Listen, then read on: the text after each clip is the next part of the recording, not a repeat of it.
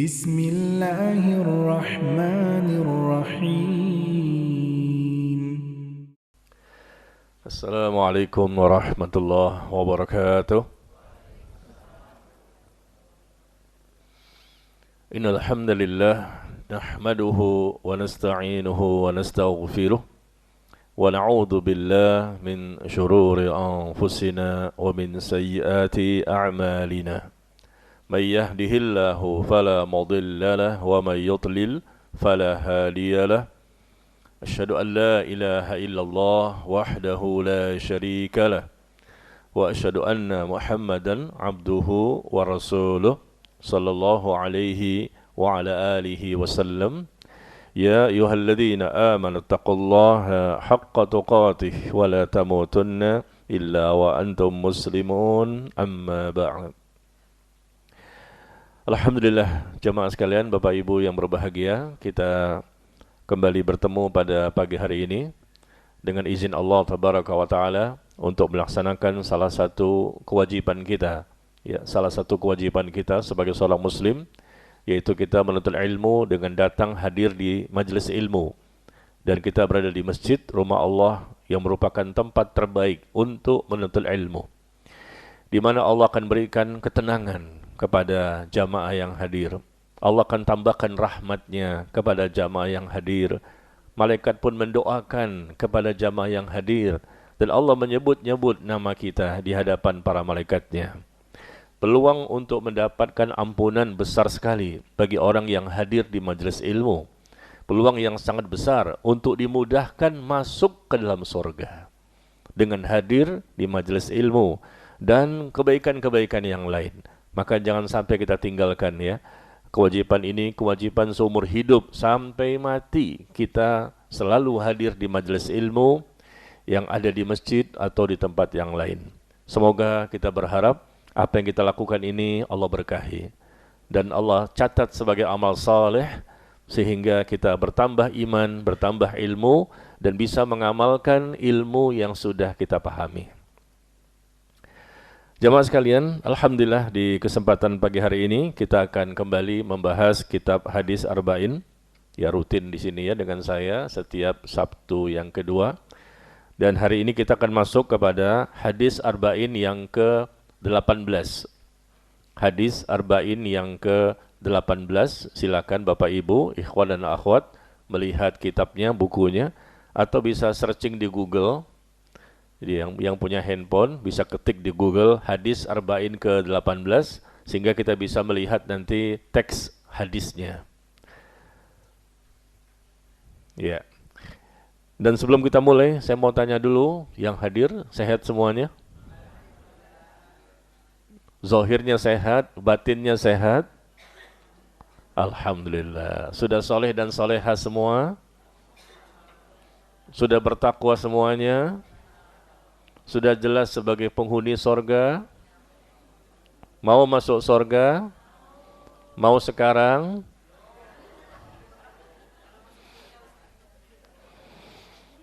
Setiap bulan saya tanya ini nih. Selalu tidak mau sekarang matinya ya. Ya, memang harus masuk sorga itu tidak bisa langsung. Harus mati dulu dan lama menunggunya sampai datang hari kiamat. Setelah hari kiamat pun lama lagi. Melalui proses-proses yang fasenya begitu panjang ya. Tapi mudah-mudahan, kan Rasul mengatakan, barang siapa menempuh suatu perjalanan dalam rangka untuk menuntut ilmu, Allah akan mudahkan baginya jalan menuju surga. Nah, kita sudah mengamalkan ini ya, dimudahkan ke surga dengan sebab melalui perjalanan, menempuh perjalanan untuk hadir di majelis ilmu.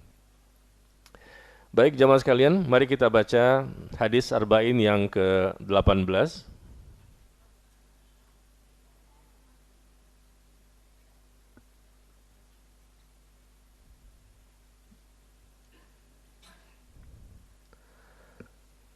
An Abi Dzar Jundub bin Junadah wa Abi Abdurrahman Mu'adz ibni Jabal.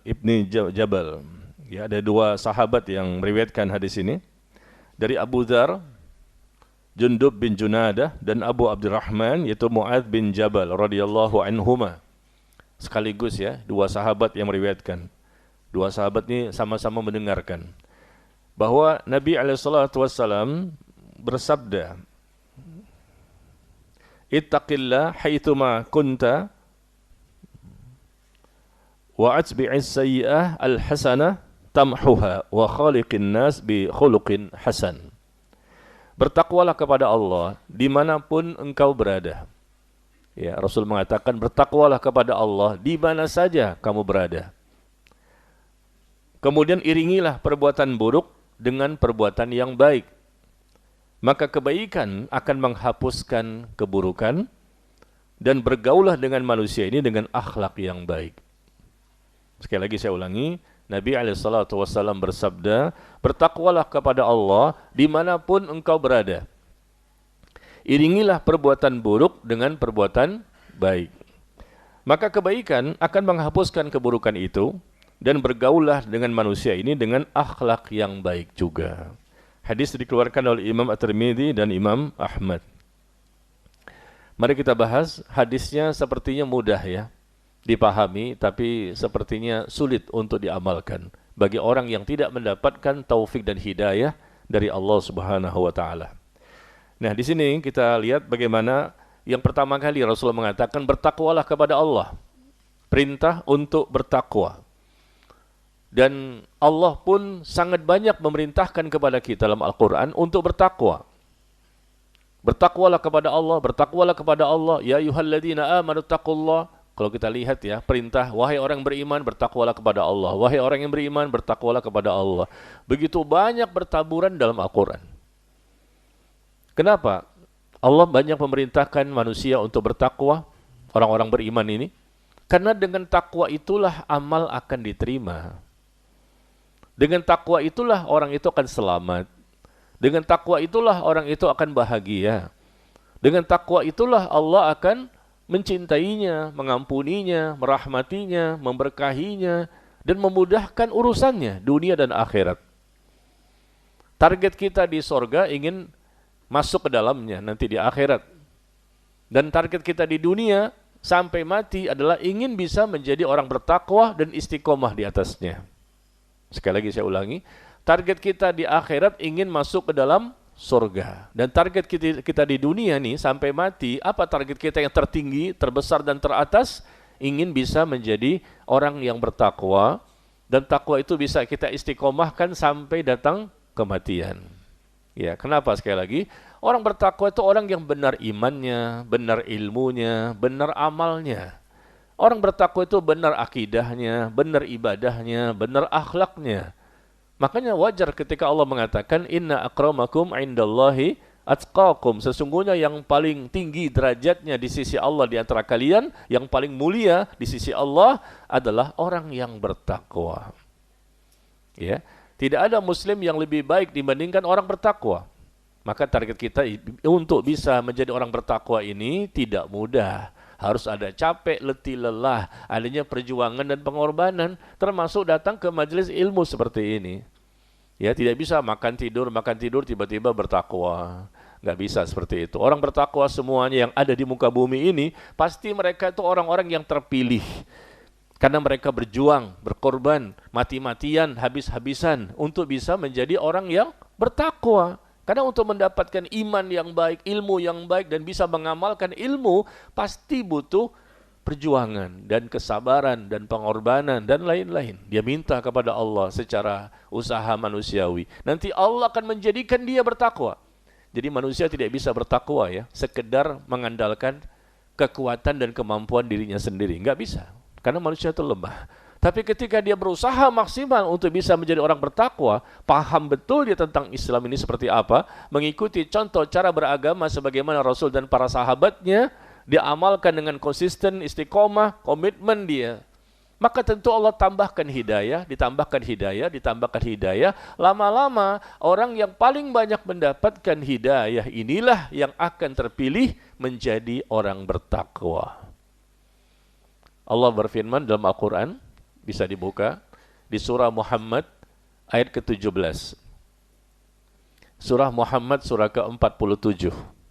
Ya, surah ke-47 ayat yang ke-17 Allah berfirman, "Walladzina tadaw zadahum huda wa atahum taqwahum." Ya, "Walladzina tadaw zadahum huda wa atahum taqwahum."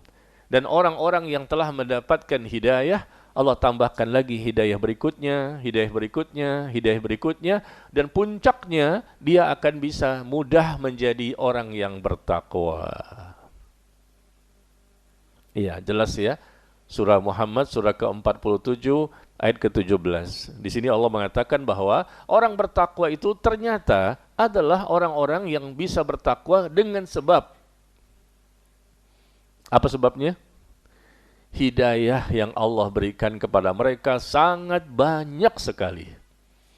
Ya, berbagai macam usaha yang mereka lakukan untuk bisa mendapatkan tambahan-tambahan hidayah.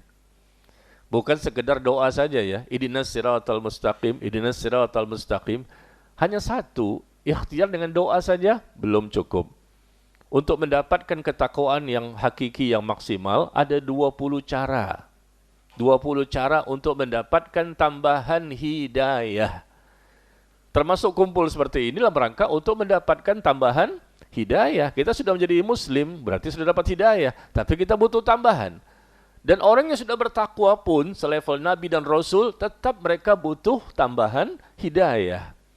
Ya, ketika hidayah itu berhenti, bisa jadi mereka terkurangi dan tercabut hidayah. Akhirnya mereka tersesat, menjadi kufur, ya, dan lain-lain. Nauzubillah. Jadi ini sebagai muqaddimah dulu bahwa bertakwalah kepada Allah dimanapun engkau berada, kata Rasulullah. Bertakwa ini menjadi target kita yang tertinggi, terbesar, dan teratas. Dan sekali lagi, takwa itu berarti dia melaksanakan segala perintah Allah dan menjauhi segala larangan Allah, dan dia mendekatkan diri kepada Allah sedekat-dekatnya. Itulah orang bertakwa. Jadi dia bukan muslim sembarangan gitu loh. Ya, levelnya seperti ini. Mengucapkan 2 kalimat syahadat, maka dia menjadi muslim. Tapi muslim yang mengamalkan Islam secara benar, jadilah levelnya mukmin. Ya, sekedar mengucapkan 2 kalimat syahadat tanpa beramal, tanpa menjauhi dosa, dia muslim biasa. Tapi kalau dia beramal, melakukan kewajiban, dan dia pun menjauhi kemaksiatan, jadilah dia mukmin, levelnya naik.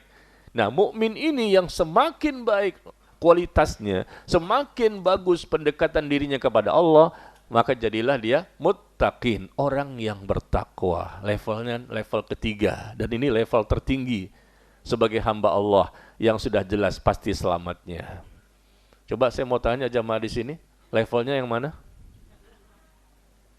Muslim, mukmin atau muttaqin?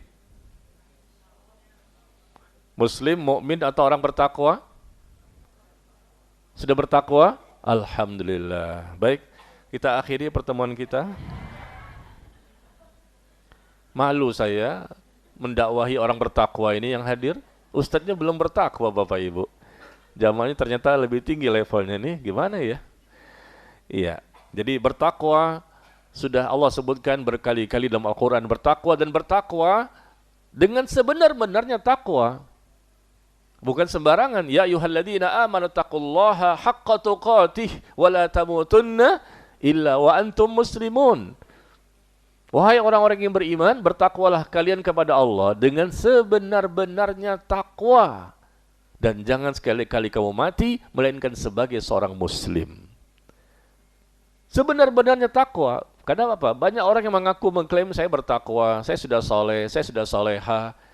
Bahkan kemarin ada seorang bapak-bapak bicara dengan saya, dia punya anak, ada 6 atau 7 anaknya. Dia mengatakan, Pak Ustadz, anak saya semuanya sudah soleh dan soleha. Oh ya? Begitu gampangnya memberikan istilah soleh dan soleha kepada anak-anaknya. Kenapa? Karena semuanya sudah ngaji sunnah. Yang wanita sudah berjilbab, yang laki-laki sudah berjenggot. Hanya itu saja. Belum bisa dikatakan soleh dan soleha, hanya casing doang. Casingnya tampil kayak wali murid. Belum bisa dikatakan soleh dan bertakwa itu sekedar penampilan casing saja. Tapi bagaimana isinya, imannya, ilmunya, amalnya. Ya, jadi kita nggak bisa seperti itu ya, gampang memberikan predikat kepada orang lain. Ya, bahwa dia sudah bertakwa, dia soleh dan soleha. Karena Allah melihat pertama kali kepada hati seseorang, kemudian amal yang dia lakukan sepanjang hidupnya.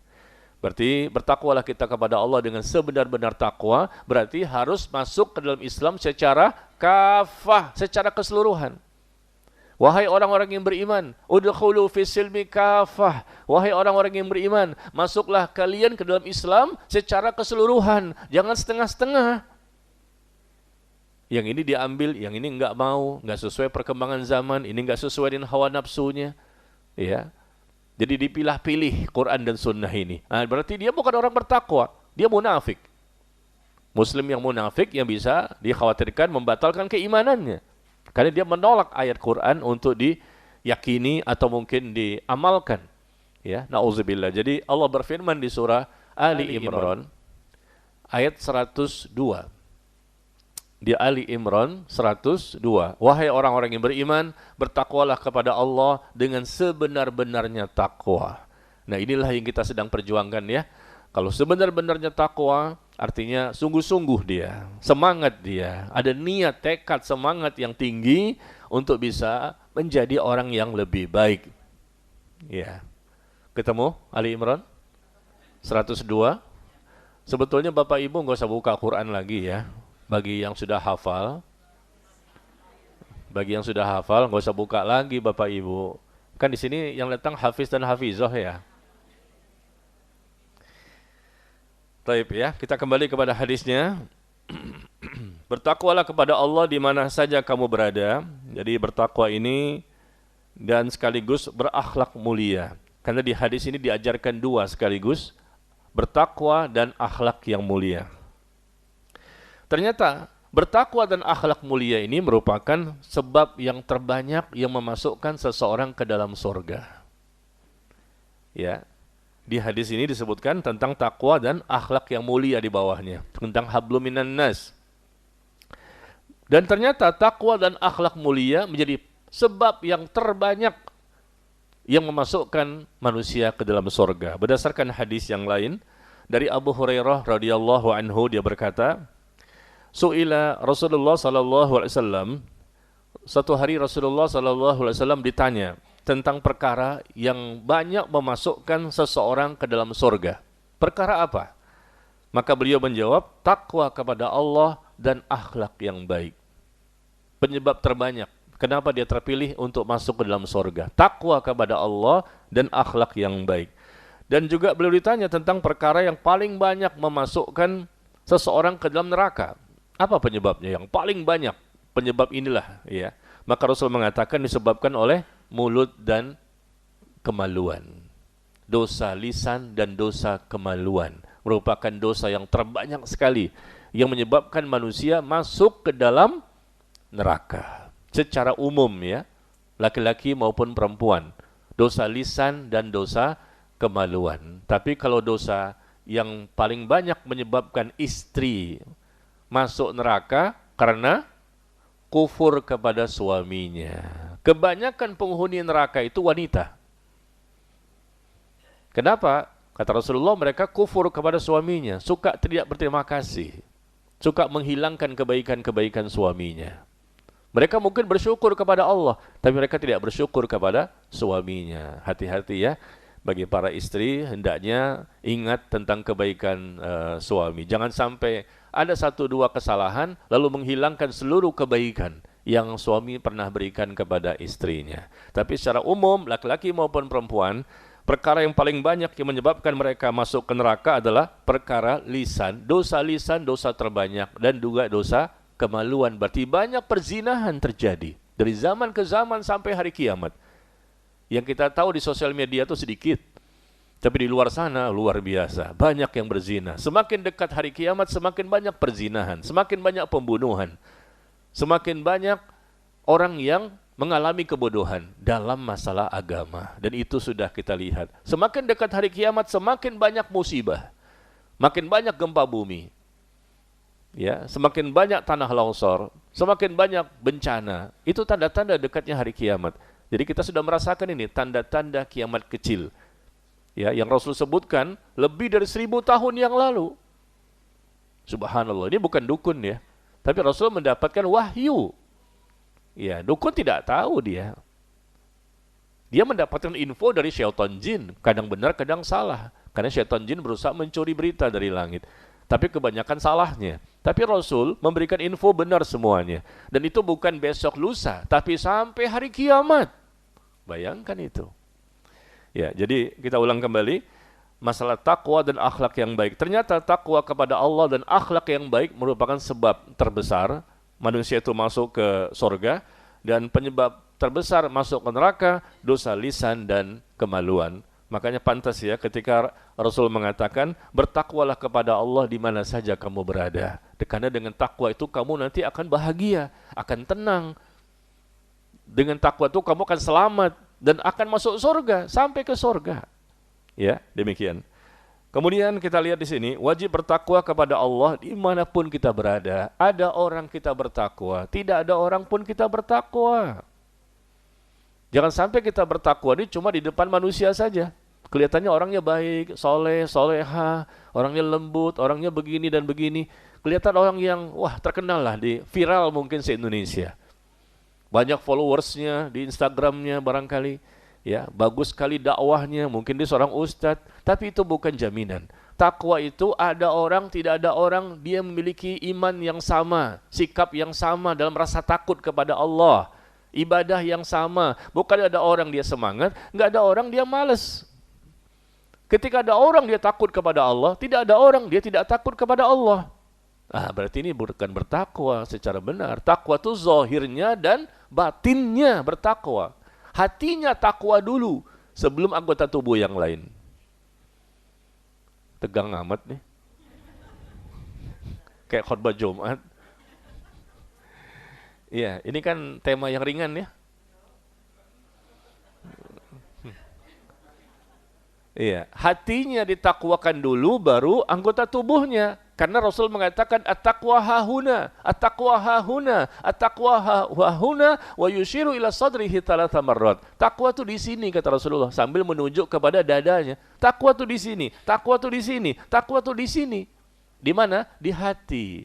Kalau hati sudah bertakwa, otomatis seluruh anggota tubuh kita bertakwa.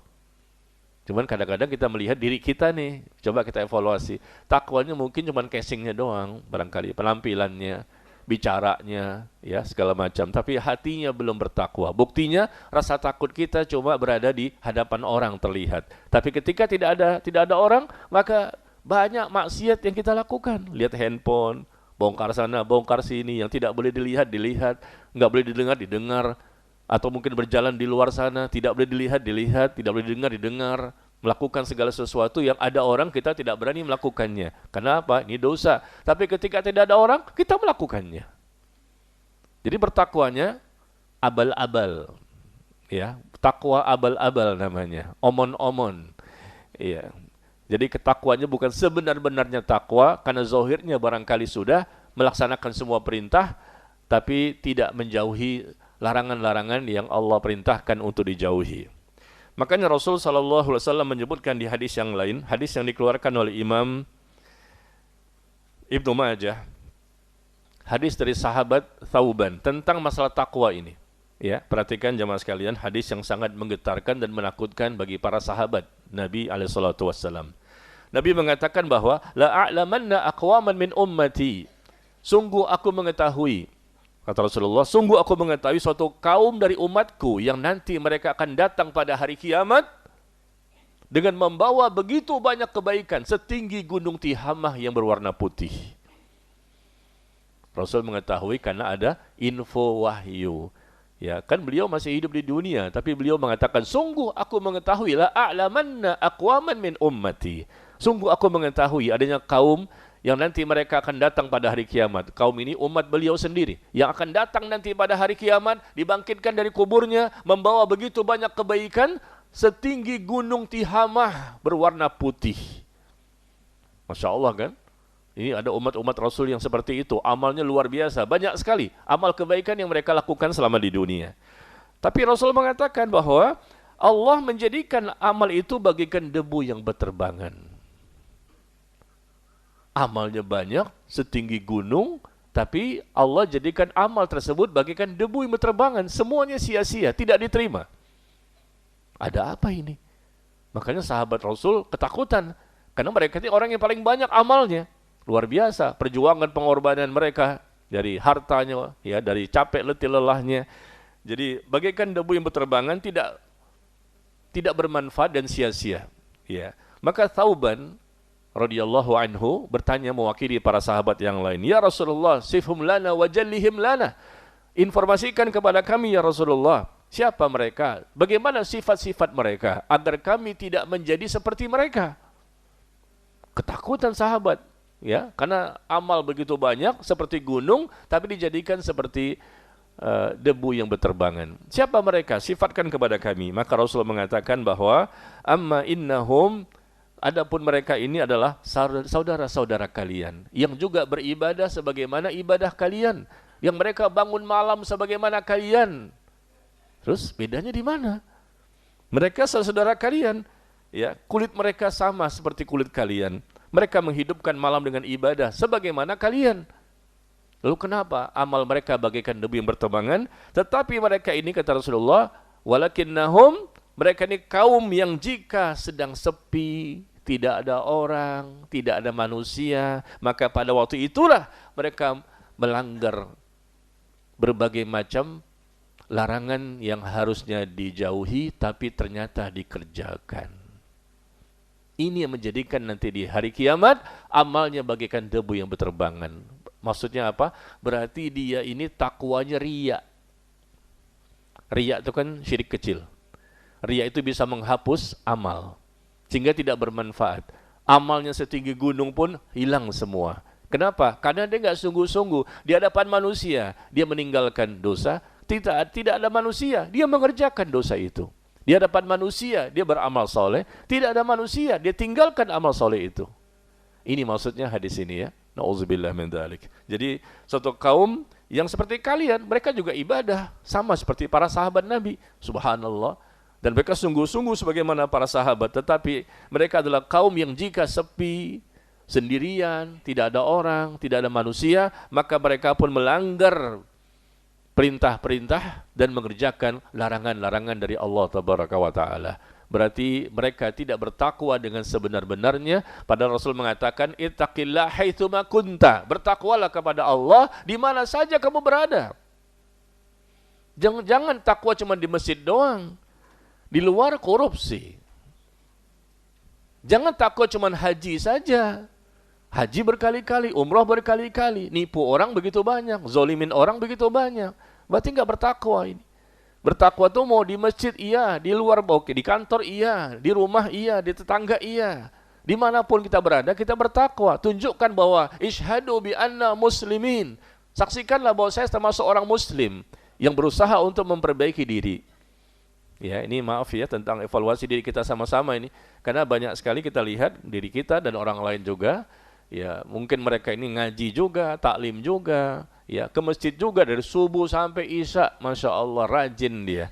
Penampilannya seperti orang yang soleh dan soleha. Tapi ketika keluar dari masjid, mulailah berbohong sana, bohong sini, ingkar janji, tidak amanah, berkhianat, menipu, berbuat curang, korupsi, ngambil harta orang, ya, berbagai macam bentuk kejahatan, baik dosa-dosa yang Allah larangi atau menzolimi orang lain. Hablum minallah, hablum minan nas, rusak. Bagusnya dia hanya di masjid. Ini yang berarti orang-orang yang tidak bertakwa dengan sebenar-benarnya, menyalahi hadis yang kita bahas. Ittaqillah haitsuma kunta. Bahkan mereka melakukan dosa itu ketika tidak ada manusia. Ketika ada manusia, kelihatannya orang yang takut banget dengan dosa itu. Yastakhfuna minan nas wa yastakhfuna minallah wa huwa ma'ahum.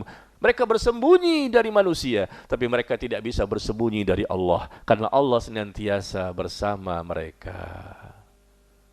Gimana Bapak Ibu? Halo. Assalamualaikum. Kayaknya tegang banget hari ini ya. Berbeda dengan tema-tema sebelumnya. Karena memang temanya apa? Hadis yang kita bacakan hadis yang mengerikan gitu loh. Bagaimana kita tertawa-tawa kan? Takut ini, sahabat saja ketakutan. Karena mereka paling banyak amalnya. Nah, kalau ada di antara kita yang tidak takut dengan hadis ini, kenapa? Karena memang amal kagak ada. Kalau amalnya banyak, takut dijadikan bagaikan debu yang berterbangan. Wah, Allah jadikan itu bagaikan debu berterbangan dari ibadah yang pagi, siang, sore, malam, puluhan tahun hilang semuanya. Kan takut. Ini kan modal kita untuk mendapatkan rahmat Allah terpilih masuk ke dalam surga. Tapi bagi orang yang memang tidak beramal, atau memang selama ini ria, ujub, sum'ah, sombong, ya bagi mereka tidak rasa takut dengan hadis ini. Karena memang selama ini mereka tidak mengharapkan rahmat Allah. Mereka orang-orang munafik. Ya, orang-orang munafik ini memang zahirnya berbeda dengan batinnya. Jadi bertakwalah kepada Allah di mana saja kita berada ya. Termasuk ustadznya juga, termasuk dai-nya, termasuk ulamanya, semua kita samain. Bertakwalah kepada Allah, karena jangan sampai ya kita berada di hadapan orang, di hadapan suami, di hadapan mertua, barangkali orang tua kelihatan baik banget ya, tapi ketika tidak ada orang, ini jadi masalah ini. Ketika nggak ada orang, sepi, siapapun muslimnya, nah, disitulah letaknya ujian. Terutama ini Bu, Bapak, handphone di zaman sekarang ini. Sebetulnya di mana saja bisa, tapi handphone di zaman sekarang seperti ini secara umum menjadi ujian bagi keimanan kita. Begitu kita buka, kelihatan terbukanya aurat. Nggak nyari, kelihatan sendiri. Begitu kita buka, terdengar musik-musik dan lain-lain yang tidak boleh terlihat. Ya. Banyak sekali, ini ujian. Ini tidak bisa kita hilangkan karena kita butuh informasi, komunikasi, ilmu juga ada. Tapi masalahnya di sisi lain ada juga kemudorotan. Tidak ada handphone pun maksiat ada di mana-mana. Tapi ini sepertinya di zaman sekarang yang paling banyak nih menyebabkan manusia berdosa sepertinya. Ya, karena setiap hari buka, tidak kemana-mana, hanya di rumah, hanya di kamar seharian. Tapi begitu dibuka sudah berdosa. Begitu dibuka berdosa. Ya, tapi kalau cuman WhatsApp saja mungkin aman. Ya, WhatsApp saja atau mungkin Telegram saja mungkin aman. Ya, tapi kalau sudah masuk Facebook, Instagram, YouTube, apalagi Bu? TikTok, waduh, TikTok, Toktik. Nah itu tempatnya maksiat tuh banyak di situ ya. Dan itu ujian keimanan. Mampu nggak kita menyeleksinya? Mampu nggak kita menghindarkan diri dari kemudorotan yang ada di dalamnya? Ya, nauzubillah. Taib. Coba Bapak Ibu lihat di surah An-Nisa. An-Nisa 108. An-Nisa 108.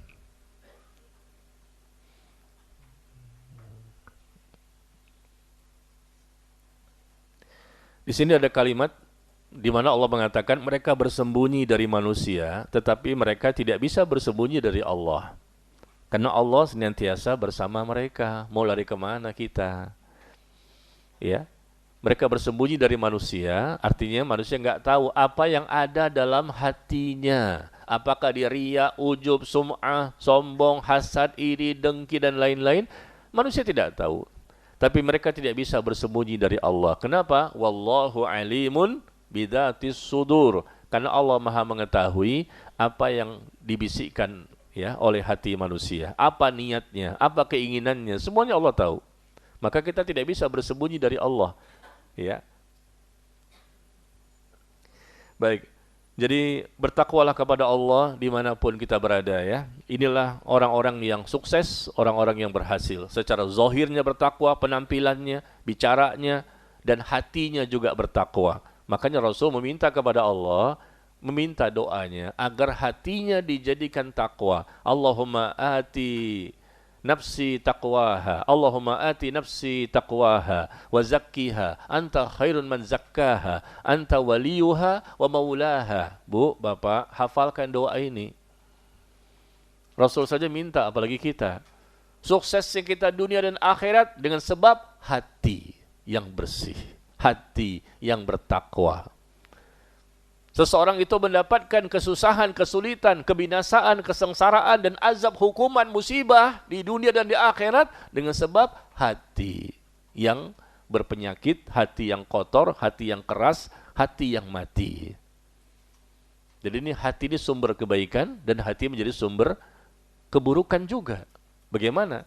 Hati ini menjadi sumber modal kita yang terbesar. Makanya salah satu ikhtiar kita adalah Bagaimana cara melembutkan hati, hati yang bersih, hati yang suci, dan hati bertakwa. Rasul berdoa, Allahumma ati nafsi taqwaha, wa zakkiha, anta khairu man zakkaha, anta waliyuha, wa maulaha. Ya Allah, berikan kepada hatiku ketakwaan. Itu artinya, ya Allah, berikan kepada hatiku ketakwaan. Dan bersihkanlah hatiku, ya Allah, sehingga menjadi hati yang qalbun salim. Engkaulah sebaik-baik yang membersihkan hati ini. Engkaulah pelindungnya, engkaulah penjaganya. Kalau hati sudah bertakwa, selesai urusan. Pasti bahagia, pasti selamat, pasti tenang, pasti tentram, pasti dimudahkan semua urusan.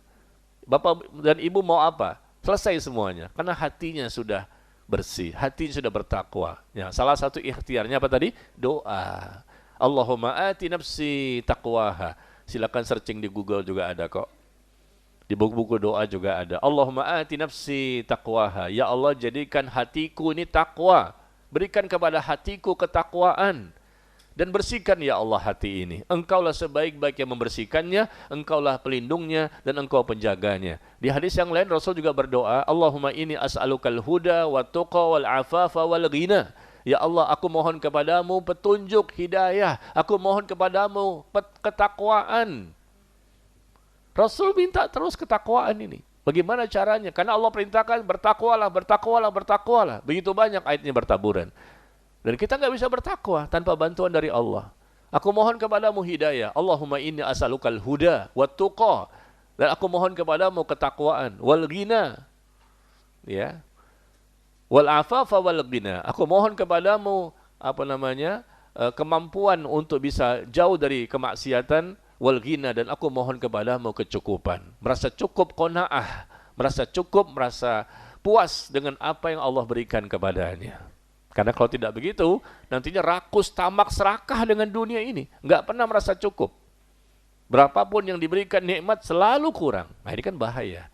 Maka dia tidak akan bahagia. Qanaah itu, orang yang qanaah, kata Al-Imam Asy-Syafi'i rahimahullah, sama seperti raja dunia. Dia memiliki dunia ini, meskipun dia miskin. Tapi kalau dia miskinnya bertakwa, miskinnya qanaah, maka dia sama dengan raja dunia. Artinya dia merasa senang dan bahagia. Karena bahagia itu bukan di harta, bukan di kedudukan, kekuasaan, dan kekayaan. Tapi bahagia itu ada di sini. Ada di hati. Hatinya berbahagia karena dia menjadi orang yang bertakwa, terpilih. Allah berikan kebahagiaan kepada hatinya. Bisa dipahami Bapak Ibu? Halo? Bisa dipahami? Iya, ini kayaknya rasa ngantuk dan capek ibadah sholat malam masih tersisa ini. Ya, rasa ngantuk dan capek ibadah sholat malam masih tersisa ya. Karena bangunnya jam 2, kencing. Habis itu tidur lagi saya. Kalau Bapak Ibu langsung berwudu dan sholat. Betul Bapak Ibu?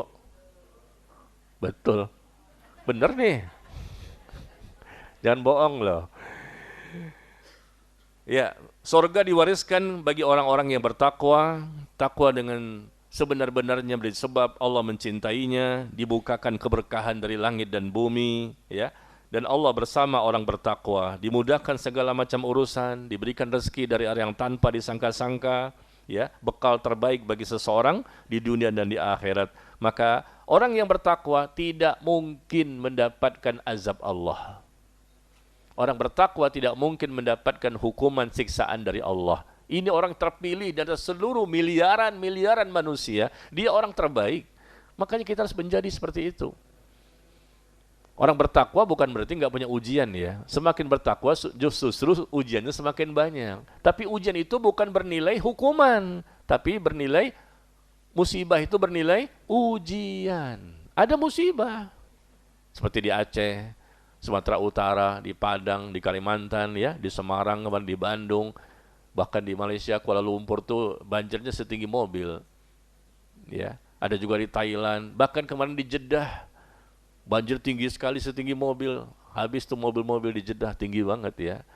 Apalagi kemarin di Jepang lagi gempa bumi. Di mana-mana ini Pak, bulan Desember biasa.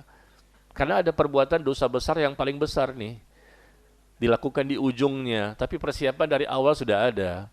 Bahkan ada petinggi agama menyuruh kita untuk Natalan bersama. Gimana nih? Mau ikut? Mau ikut Natalan bersama? Bapak tahu kan siapa orangnya? Yang nyuruh Natal bersama itu si petinggi ini? La haula wala quwata illa billah. Saya ragu dengan agamanya. Terus terang aja, ini direkam ini, nggak apa-apa. Saya ragu dengan agamanya. Menyuruh orang untuk mengucapkan selamat Natal saja nggak boleh. Apalagi ikut menyemarakkan, mensukseskan, membesarkan hari Natal. Natal itu artinya lahir. Lahirnya siapa? Anak Allah. Kata mereka seperti itu. Nabi Isa itu anak Allah. Padahal Allah mengatakan lam yalid walam yulad. Allah tidak beranak dan juga tidak diperanakkan. Allahu ahad, Allah itu satu. Dan kesalahan dia bukan satu ini saja. Sebelumnya juga menyatakan semua agama sama. Kita ini the same, sama kita semuanya. Sama-sama anak cucu Nabi Adam, iya. Tapi kalau agama, enggak. Enggak bisa disamakan. Subhanallah. Dan orang-orang yang ada di Arab sana semua, kata dia, harus belajar Islam dengan orang Indonesia. Memang kelebihannya apa orang Indonesia? Di Arab sana tidak mengerti bagaimana cara beragama, bagaimana cara memahami Islam, kata dia. Mereka harus belajar dari Indonesia. Maksudnya dari dia. Toleransinya kebablasan. Kita dengan toleransi, kebersamaan, kerukunan, apalagi? Ya, supaya kita ada persatuan, maka kita sukseskan Natalan bersama. Saya lihat videonya, Pak. Bukan fitnah ini. Ada di Instagramnya dia. Siapa ke dia? Demi kerukunan, kebersamaan, persatuan, ketentraman, ketenangan, disebutkan macam-macam. Sampai berapi-api dia di hadapan komunitas orang-orang kafir. Begitu hebatnya, dicium lagi kepalanya. Untuk si petingginya. Ya, udah mati ya dalam kondisi ya kekal abadi dalam siksa neraka itu. Nauzubillah. Makanya ada ibu-ibu mengatakan kepada saya, Pak Ustadz, saya ini dengan suami saya tinggal di perumahan si fulan ini, dan si fulan ini suka jadi imam masjid. Boleh nggak suami saya jadi makmumnya dia ketika jadi imam? Saya bilang jangan, bilangin suami ibu pindah ke masjid yang lain. Kalau si fulan ini, si petinggi ini jadi imam di masjid itu, karena dia satu komplek ya, maka suami ibu segera keluar cari masjid yang lain. Saya ragu dengan keislamannya. Jangan-jangan sudah bukan muslim lagi. Karena banyak sekali ucapan kufurnya yang bisa membatalkan keimanannya. Mengatakan semua agama sama saja sudah jelas itu. Seluruh Natal bersama, itu sudah jelas itu. Ya, dan lain-lain kesalahannya. Nauzubillah. Dan memperbolehkan orang-orang untuk mengajarkan kesesatan di Istiqlal. Aba Aus, tahu Aba Aus? Ya, kan mengajarkan di Istiqlal diperbolehkan sama dia juga. Mengajarkan ya, si Aba ibu mungkin nggak tahu karena nggak baca sosial media kan ya. Karena yang dibaca cuma Quran dan hadis. Nggak tahu itu sosial media gimana perkembangan dunia. Jadi jasad di dunia, hati sudah di sorga kayaknya. Betul, Bu? Jadi ibu-ibu dengerin saya kajian nih, cuma jasadnya doang nih. Hatinya kemana? Hatinya di mana, Bu? Bener nih, hatinya di sorga. Jangan-jangan lagi ngitungin utang nih. La ilaha illallah. Saya bilang jangan bermakmum dengan orang seperti ini ya. Bisa jadi sudah terbatalkan keimanannya karena begitu banyak ya ucapan dan perbuatannya meskipun dia petinggi agama. Baik ya, jangan ikuti, jangan Natal bersama karena itu perbuatan syirik. Maka jadilah musibah di mana-mana. Ya, karena tidak bertakwa. Orang bertakwa pasti akan terhindar dari musibah yang bernilai hukuman. Hati-hati ya, bernilai hukuman. Tapi kalau ada pun musibah, tetap ada. Rasulullah saja orang paling bertakwa dapat musibah. Itu namanya ujian. Musibah itu bernilai ujian. Tapi bukan bernilai hukuman. Bukan bernilai teguran atau siksaan atau azab, tidak. Bagi orang bertakwa bukan itu nilainya. Meskipun mereka juga mendapatkan musibah kadang-kadang untuk menguji keimanannya. Ya. Baik, bertakwalah kepada Allah di mana saja kamu berada. Bisa Bapak Ibu? Bisa bertakwa kepada Allah di mana saja kita berada? Ya jawabannya itulah, nggak ada yang lain ya. Insya Allah. Iya. Ketika jadi imam nih, bacanya Al-Ikhlas, Al-Falaq, An-Nas. Ya, begitu mertua lewat langsung Alif Lam Mim. Beda nih, apa? Ingin dipuji, tidak bertakwa dia. Jadi ingin dipuji, na'udzubillah. Jadi beragama ini menuntut ilmu dan mengamalkan ilmu tujuannya supaya dipuji, supaya tenar, supaya viral, tambah followers. Dan jangan lupa subscribe. Apa ini tujuannya ibadah kok itu? Pengen viral, melakukan apapun, menghalalkan segala macam cara agar viral. Viral dosanya untuk apa? Kalau viral karena kesolehan, ketakwaan, bagus. Tapi kalau viral karena dosa, maksiat, na'udzubillah. Dan tidak bertobat lagi. Bagaimana kalau Allah mencabut nyawa ketika sedang bermaksiat? Bapak Ibu tahu nggak? Tahu? Tahu nggak? Kan saya belum ngomong. Dimanapun musibah terjadi, saat ini, kemarin, dan besok, dimanapun musibah terjadi, mohon maaf ya, pasti di sana banyak dosa. Saudara kita yang tertimpa musibah ini, tapi bukan semuanya pendosa ya, tapi di sana banyak dosa. Berarti banyak orang yang tidak bertakwa di sana. Banyak orang yang tidak beristighfar, tidak bertaubat, ya, tidak amar ma'ruf nahi mungkar, lebih banyak jumlahnya. Sehingga Allah turunkan musibah. Kita takut nih di Jakarta, Depok, Bekasi, Tangerang ya. Kita dekat-dekat sini, takutnya kita bukan pelakunya. Mudah-mudahan demikian. Tapi kita terkena dampaknya. Karena makin banyak orang-orang yang melakukan kedustaan, makin banyak orang yang melakukan kemaksiatan. Takutnya turunnya musibah dengan sebab mereka, tapi kita dekat-dekat dengan mereka. Kena juga akhirnya. Kita sudah berusaha nih, on the way kan, menjadi orang bertakwa. Mudah-mudahan puncaknya, akhirnya, matinya dicatat sebagai orang yang mati di atas ketakwaan. Bukan sekarang ya. Bukan sekarang kita menilai diri kita. Innamal a'malu bil khawatim. Sesungguhnya amal itu tergantung di akhirnya. Di akhirnya kalau dia mati sebagai orang bertakwa, berarti selama ini hidupnya dianggap sukses. Kalau hari ini dia ustadz loh, jenggotnya panjang, oh dia terkenal, dia seorang begini. Belum. Hari ini kita belum tahu hasil kita. Karena orang bisa berubah besok hari. Betul nggak? Orang bisa berubah. Setenar apapun, setinggi apapun ilmunya. Profesor, doktor, kiai haji, sampai kartu nama nggak muat. Panjang sekali titelnya, sampai ke depan lagi dia. Dari depan ke belakang, ke depan lagi. Tapi nggak ada jaminan, besok dia bisa berubah sesat. Besok dia berubah, dicabut hidayah. Besok dia berubah, tidak lagi bertakwa. Hari ini mungkin bertakwa, besok. Maka kita bisa tahu dia ini takwa atau tidak, ya. Setelah kita lihat bagaimana kematiannya. Innamal a'malu bil khawatim. Sesungguhnya amal itu tergantung di akhirnya. Maka Rasul mengatakan, jangan kamu kagum takjub dengan kondisi seseorang. Sampai kamu lihat bagaimana kematian dia. Itulah puncaknya kita bisa menilai. Kalau dia memang mati dalam kondisi husnul khotimah, istiqomah di atas tauhid, akidah yang benar, istiqomah di atas ibadah sunnah sampai mati, memiliki akhlak yang mulia, banyak bekalnya yang dia lakukan untuk bisa mencapai tingkat ketakwaan, maka insya Allah kita besar peluangnya, ya, kita mengatakan besar peluang bagi dia bahwa dia orang bertakwa. Mudah-mudahan bisa seperti itu ya. Yang sering-sering ngaji ini belum tentu. Kita nggak tahu akhir kehidupan kita. Penampilannya seperti apa, sering ngaji, meskipun dia ustadz tenar segala macam, ulama yang tenar, belum tentu, kita nggak tahu. Karena besok lusa bisa berubah. Sehingga turunlah musibah kepadanya. Dan musibah terbesar Bapak Ibu, musibah terbesar bukan tsunami, bukan gunung berapi, bukan gempa bumi, bukan banjir bandang. Musibah terbesar di muka bumi adalah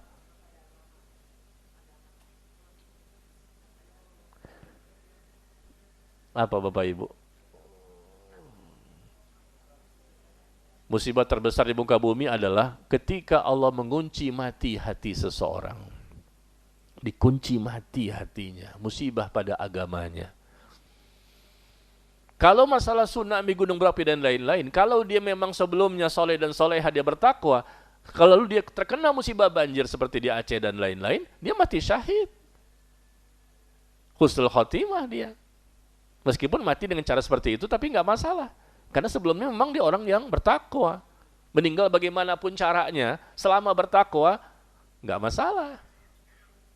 Nggak mesti meninggal harus di atas tempat tidur, pakai AC lagi, ya. Atas tempat tidur, ngucapin, ya, pesan-pesan lagi kayak sinetron gitu. Ya, mati bagaimanapun caranya, mau tenggelam, tertimpa reruntuhan, mau terbakar segala macam, kalau memang sebelumnya dia bertakwa, dimanapun dia berada, maka dia matinya husnul khotimah. Tapi kalau orang yang sudah dikunci mati hatinya, Allahu Akbar, nggak ada kebaikan. Kalau tertimpa musibah, dia sabar, dia tawakal, dia ikhlas, nggak buruk sangka kepada Allah, maka Allah gugurkan dosanya. Allah angkat derajatnya. Allah semakin mencintainya. Bagus kan? Tapi kalau sudah ditimpa musibah, lalu nggak sabar. Ketika tertimpa musibah, lalu dia tidak kelihatan takwanya. Takwa itu Bapak Ibu, kelihatannya tuh setelah ada musibah, setelah ada ujian. Ketika kita seperti ini di masjid, nggak kelihatan tuh ketakwaannya. Tapi begitu ada ujian, ada cobaan, ada musibah, nah disitulah kelihatan siapa yang takwa, siapa yang tidak. Kelihatan di situ. Keluarlah tuh kalimat-kalimat, Allah kok begini kepada saya? Nah, kenapa begini? Mungkin Tuhan mulai bosan melihat tingkah kita yang selalu salah dan bangga dengan dosa. Ibu-ibu hafal ya? Setiap ada musibah, lagu itu keluar. Ini lagu yang tidak boleh diperdengarkan, harus dikunci mati ini. Kecuali dirubah teksnya dan tanpa musik. Kenapa? Mungkin Tuhan mulai bosan. Allah nggak punya sifat bosan. Yang punya sifat bosan itu manusia. Bosan, saya nggak mau ngaji lagi di Masjid Husnul Khotimah. Kenapa? Karena level saya sama seperti Ustadz. Oh gitu. Allahu Akbar. Karena saya sudah hafizah, Masya Allah ya. Bosan, sifat bosan, kadang begini, kadang begitu, itu bisa dimaklumi manusia. Tapi Allah jangan dinisbatkan sifat yang mustahil. Allah tuh maha sempurna. Mungkin Tuhan mulai bosan, Tuhan yang mana nih? Ya, kalau Tuhan maksudnya Tuhan dalam agama Islam, tidak punya sifat bosan. Allah itu tidak pernah bosan mengurus makhluknya. Tidak pernah capek, letih, lelah mengurus makhluknya. Karena Allah maha kuasa atas segala sesuatu. Allah maha kaya, Allah maha sempurna. Yuk, kita minta nih, dirubah liriknya ya. Kepada siapa kita minta? Kepada siapa kita minta? Kepada si penyanyinya bisa enggak? Ada link enggak bisa berhubungan dengan dia? Kalau ketemu kan langsung, Allah berfirman. Gitu. Nah, tugas Bapak Ibu lah nanti, bukan saya kan? Subhanallah. Ya. Sekarang kita masuk ke poin kedua, di hadis yang kita bahas. Setelah Rasul mengatakan bertakwalah kepada Allah dimanapun engkau berada. Nah, hadis yang kedua bunyinya adalah iringi perbuatan buruk dengan perbuatan yang baik. Iringi perbuatan buruk dengan perbuatan yang baik, maka kebaikan akan menghapus keburukan tersebut. Ya, setiap kita melakukan kesalahan, kemaksiatan, kemungkaran, kejahatan dan lain-lain, ya bisa jadi karena kita manusia sekali waktu mungkin tergelincir ya, nggak tahu, mungkin salah miskomunikasi dan lain-lain. Maka iringi kejelekan dengan kebaikan supaya kejelekan dan keburukan sebelumnya itu terhapus oleh kebaikan-kebaikan kita. Dan Allah sebutkan di surah Hud. Di surah Hud, surah 11, ayat ke-114. Surah Hud, surah 11, ayat 114. Allah berfirman, Innal hasanat yudhibnas sayyiat. Sesungguhnya perbuatan baik itu menghapus dosa perbuatan-perbuatan yang buruk. Ya. Sesungguhnya perbuatan-perbuatan yang baik, amal soleh yang memang disyariatkan ya, itu dapat menghapus dosa dari perbuatan-perbuatan yang buruk. Ya, perbanyak amal soleh sehingga menghapuskan dosa-dosa kita di masa lampau atau tadi pagi ya. Perbanyak amal soleh, iringi perbuatan yang buruk itu dengan perbuatan yang baik. Yang tadi pertama surat Hud ayat 114, sekarang surah Al-Furqan. Di surah Al-Furqan juga sama disebutkan ayat ke-70. Al-Furqan surah ke-25 ayat yang ke-70. illa man taba wa amana wa amila amalan salihan faulaika yubaddilullahu sayyiatihim hasanat wa kana Allahu ghafurur rahima. Ya, Al-Furqan ayat 70. Kecuali orang-orang yang bertaubat, mereka beriman dan beramal soleh. Bertaubat, beriman, beramal soleh. Maka kejahatan mereka di masa lalu, kemarin, tadi pagi, diganti Allah dengan kebaikan. Ya, intinya dia bertaubat, beriman dan memperbanyak amal soleh. Abdullah bin Abbas radhiyallahu anhuma berkata, ketika menafsirkan ayat ini, mereka ini orang-orang yang dosanya diganti oleh Allah menjadi kebaikan. Dosanya diganti dengan kebaikan. Maksudnya, orang-orang yang beriman, yang dahulu mereka pernah bergelimang dosa. Dulunya banyak dosa, belum ngaji, belum taklim, terbuka aurat, enggak sholat, segala macam. Lalu setelah mereka bertaubat, Allah jadikan mereka benci dengan dosa-dosa yang pernah mereka lakukan di masa lalu dan dosa-dosa yang lain. Nah, lantas Allah rubah mereka untuk memperbanyak amal saleh. Allah ganti dosa-dosa yang dulu dikerjakan menjadi amal berpahala. Itu maksudnya Al-Furqan 70. Jadi dosa-dosa yang mereka lakukan di masa lalu diganti dengan kebaikan. Bagaimana caranya? Allah jadikan dia benci kepada dosa apapun. Dia taubat dengan taubat nasuha, dia benci dengan dosa apapun, apakah dosa yang pernah dia lakukan atau dosa yang lain yang belum dia lakukan, lalu dia bersemangat, bersungguh-sungguh untuk beramal soleh. Itu maksudnya Allah ganti ya kejelekannya dengan kebaikannya. Itu masuk surah Al-Furqan ayat ke-70. Ya. Maka marilah kita memperbanyak amal soleh, karena amal soleh itu bisa menyebabkan tergugurkan dosa-dosa. Amal soleh yang bisa menggugurkan dosa besar, atau amal soleh yang bisa menggugurkan dosa kecil. Contoh, as-salawatul khams wal jum'ah ila jum'ah. Salat 5 waktu, subuh sampai isya, ya, Jumat ke Jumat, Ramadan ke Ramadan adalah penghapus dosa-dosa di antara keduanya, selagi dosa-dosa besar dijauhi. Dosa apa maksudnya? Dosa kecil. Kita zuhur, sholat. Nanti asar, sholat. Ya, kemudian ada dosa yang kita lakukan di antara zuhur dan asar dari dosa-dosa kecil. Maka ketika sholat asar, dosa kecilnya yang kita lakukan antara zuhur dan asar terhapus dengan sebab sholat asar. Kita sholat asar, lalu kita melakukan dosa lagi setelah itu, dan masuklah sholat maghrib. Kita sholat maghrib, maka dosa-dosa kecil ya bukan besar, dosa-dosa kecil yang dilakukan antara asar dan maghrib terhapus dengan sebab sholat maghrib. Begitu maksudnya. Sholat satu dengan sholat berikutnya, ya. Kemudian Jumat satu dengan Jumat berikutnya, kemudian Ramadan satu dengan Ramadan berikutnya, umroh yang satu dengan umroh berikutnya. Di antara keduanya ini akan terhapus ketika kita melakukan lagi ibadah berikutnya. Maka iringi kejelekan dengan kebaikan. Iringi kejahatan, kemaksiatan, keburukan dengan amal saleh. Baik itu menggugurkan dosa kecil ataupun dosa besar. Sama seperti puasa Ramadan ya. Man shoma Ramadhana imanan wa ihtisaban, ghufira lahu ma taqaddama min dambi. Barang siapa berpuasa di bulan Ramadan, barang siapa berpuasa di bulan Ramadan karena iman ya, dan dia yakin akan pahala dari Allah, maka digugurkan dosa-dosa yang telah lalu. Digugurkan dosa yang telah lalu dengan sebab puasa Ramadan. Ya, sebentar lagi nih Bu, Bapak, tinggal 2 bulan lagi ya. Cepat banget ya. Kayaknya baru kemarin kita puasa, tiba-tiba ada puasa lagi. Subhanallah. Gimana, udah siap belum? Siap untuk berpuasa Ramadan? Sudah berdoa belum sama Allah? Sudah berdoa belum kepada Allah agar terpilih menjadi orang yang kembali bisa berada di bulan Ramadan dan beribadah di bulan tersebut? Sudah berdoa belum? Apa gimana doanya?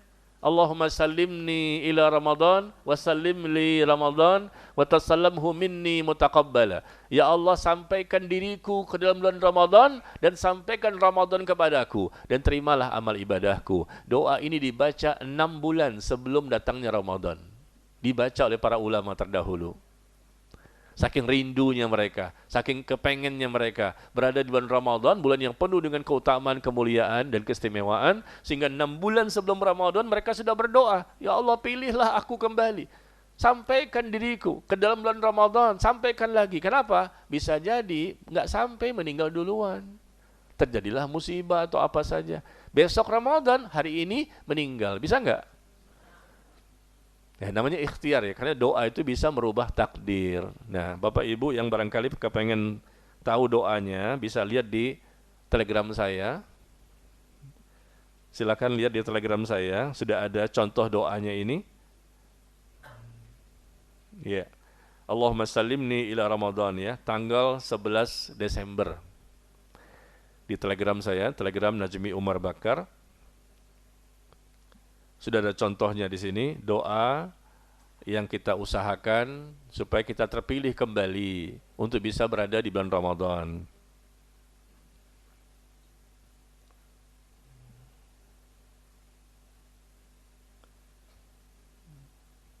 Ya. Mudah-mudahan Bapak Ibu bisa membacanya. Ya, kemudian Allah izinkan kita bisa berada kembali di bulan Ramadan. Ada ibadah yang bisa menggugurkan dosa kecil. Ada juga ibadah yang bisa menggugurkan dosa besar, seperti taubat. Taubat itu menggugurkan semua dosa. Ya, tapi kalau seperti tadi contohnya salat ke salat berikutnya, Jumat pertama dengan Jumat kedua dan seterusnya, ini menggugurkan dosa kecil sama seperti Ramadan ya, juga menggugurkan dosa kecil. Baik. Sekarang yang terakhir, dari hadisnya disebutkan, setelah bertakwalah kepada Allah di mana saja kamu berada, iringi perbuatan buruk dengan perbuatan yang baik. Berikutnya yang terakhir adalah bergaullah dengan manusia dengan akhlak yang baik. Bergaul dengan manusia dengan akhlak yang baik. Akhlak ini merupakan hasil dari akidah dan ibadah yang benar. Dan orang mukmin yang paling sempurna imannya adalah yang paling baik akhlaknya. Ya, paling baik imannya, berarti paling baik akidahnya, paling baik tauhidnya. Adalah orang yang paling baik akhlaknya.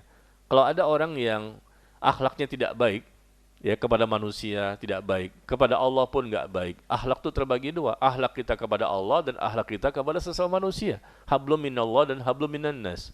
Kalau andai kata akhlak kita nggak baik, berarti dipertanyakan imannya. Karena orang yang paling sempurna imannya, kata Rasulullah, adalah orang yang paling baik akhlaknya ya. Jadi tentunya orang yang paling baik ini mereka orang yang banyak sekali nilai positifnya ya. Mereka itu tidak sombong, mereka tawadu, mereka orang yang sabar, mereka memiliki rasa malu ya. Apalagi kalau diketahui sama orang lain, takut aib-aibnya terbongkar sehingga merasa malu sekali dengan dosa-dosa yang diketahui sama orang lain. Tapi anehnya tidak sedikit ya orang-orang yang tidak punya rasa malu ketika dosanya atau aibnya diketahui sama orang lain. Bahkan dia yang menceritakan masa lalunya. Saya dulunya nggak sholat, kenapa ceritain ke orang? Saya dulunya terbuka aurat, kenapa ceritain ke orang? Nggak boleh, nggak. Berarti Anda ini nggak punya rasa malu. Sudah berhijrah, sudah berubah, tapi tanpa ilmu. Nggak boleh menceritakan ya bagaimana kondisi kita di masa lalu, karena itu aib yang harus ditutup. Kepada suami pun nggak boleh bu menceritakan aib masa lalu. Suami juga nggak boleh menceritakan aibnya kepada istrinya, aib masa lalu. Ya itu cukup ditutup, Allah dan malaikat yang mengetahuinya. Apalagi andai kata nih di masa lalu ternyata aibnya sangat besar, akhirnya suami menceraikan istrinya. Oh kamu dulunya penzina ternyata, sekarang pakai jilbab ikut kajian sunnah misalnya nih. Karena pernah terjadi begitu. Ibu-ibu ada WA ke HP saya, diceraikan oleh suaminya gara-gara dia terus terang kepada suami. Suami memaksa dirinya untuk menceritakan gimana sih kamu dulunya. Ah jangan mas, malu saya. Nanti saya juga cerita, sama-sama cerita. Kan itu kita udah sama-sama ngaji, udah sama-sama taklim, nggak apa-apa lah, cuma iseng-iseng aja. Jangan mas, dipaksa terus. Akhirnya dia cerita, begitu dia cerita ditalak. Kenapa? Bodoh si ibu ini. Udah ditalak baru WA ke saya. Saya jawabnya bingung. Saya nggak kenal siapa dia, tiba-tiba dia menceritakan ya seperti ini masalahnya. Kenapa? Dia menceritakan mas dulunya saya pernah berzina 6 orang. Dengan 6 orang. Berarti saya ini nikah sama kamu ini laki-laki yang ke-7. Kamu ini bekas-bekas. Dari 6 orang laki-laki. Akhirnya diceraikan. Padahal istrinya bercadar saat ini. Baca Qurannya bagus kata dia nih. Ngajinya rajin. Suaminya pun sama-sama mereka ngaji sunnah. Tapi suaminya nggak terima dengan masa lalunya. Ini akhlak yang buruk. Udah bercadar lagi, udah ngaji sunnah, tapi kok masih membuka aib di masa lalu, nggak boleh. Ya, kalau bukan yang ngaji sunnah, nggak taklim, nggak dekat ya sama Allah, nggak ibadah, mungkin kita bisa maklumi ya, memang mereka ini nggak tahu ya, nggak paham atau mencari ketenaran saja dengan membuka aib. Tapi bagi orang yang sudah ngaji kan paham dia, nggak boleh bongkar. Kepada suami pun nggak boleh, kepada anak nggak boleh. Ya, kepada siapapun nggak boleh. Ini harus ditutup. Jadi akhlak yang baik adalah orangnya ramah, ya, senyum, murah senyum, orangnya dermawan dan bisa menahan amarah. Bu, ibu-ibu gimana, Bu?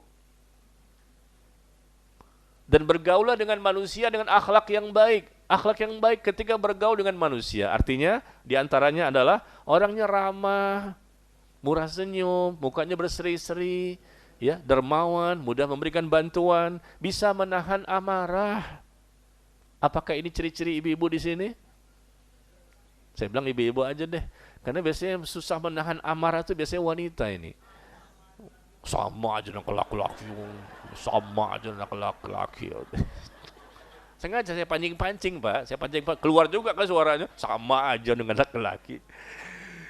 Iya, memang laki-laki juga bisa marah. Cuma kelihatannya yang lebih susah menahan amarah itu wanita, karena mereka baper, pakai perasaan. Mereka ini halus, meskipun mereka bukan makhluk halus.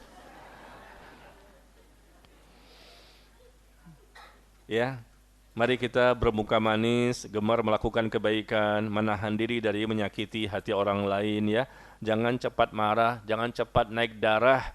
Ya, namanya ya masalah pasti ada. Di mana sih masalah rumah tangga? Nggak mungkin nggak ada masalah. Ya, masalah suami, masalah istri, masalah anak, tetangga, teman, orang tua, mertua, pasti ada masalah. Jangan cepat kita emosional ya. Berusahalah dengan ngaji, taklim semakin baik penampilan kita, ilmu kita, iman kita, maka seharusnya kita semakin mudah untuk meredam marah. Bukan marah itu tidak boleh. Marah itu boleh, dan kita pernah bahas kan pertemuan yang lalu. Marah itu boleh, bahkan wajib. Apabila dibutuhkan. Yang pertama, marahnya karena Allah. Itu marah yang berpahala. Marahnya karena Allah. Yang kedua, cara marahnya tidak melampaui batas, tidak berlebihan. Disampaikan dengan etika dan adab yang baik. Ya. Yang ketiga, marah yang berpahala kalau marahnya pada masalah-masalah yang memang kita mesti marah. Jangan semua masalah dimarahin. Ya, suami mau tidur dimarahin, bangun tidur dimarahin. Awal bulan dimarahin, akhir bulan pun dimarahin. Pagi, siang, sore marah aja. Ya, adakah seperti itu? Tentunya di sini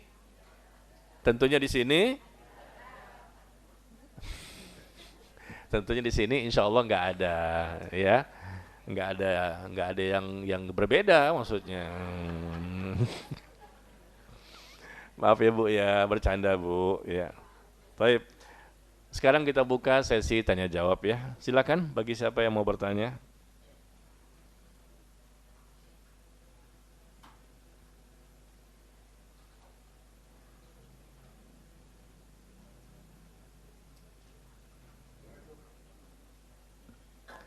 Waalaikumsalam warahmatullahi wabarakatuh.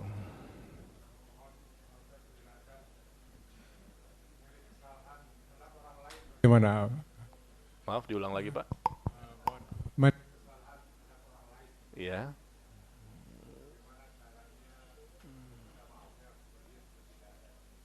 Oh ya, baik. Baik ya, barakallahu fik. Kita punya salah sama orang lain pasti ada, termasuk saya. Kalau dia masih hidup kan bisa kita datangi, kita telepon, ya, kita WA, minta maaf. Jadi masalah ketika orangnya sudah meninggal dunia kan? Nah ini jadi masalah, orang sudah meninggal dunia, kita punya dosa kepadanya. Maka caranya adalah, pertama kita bertobat kepada Allah dengan taubat nasuha, minta ampun kepada Allah. Yang kedua, kita memperbanyak istighfar untuk orang yang kita pernah punya masalah dengannya. Kita punya dosa dengan dia, nggak bisa langsung minta maaf. Datang ke kuburannya ngomong sama penghuni kubur, kan nggak bisa. Maka bertobat kepada Allah. Yang kedua adalah kita banyak-banyak ya istighfar kepada Allah untuk orang tersebut. Artinya, ya Allah, maafkanlah dosa-dosanya, ampunilah dia, angkatlah derajatnya, berikanlah rahmat kepadanya, dan seterusnya. Kita memperbanyak untuk mendoakan dia.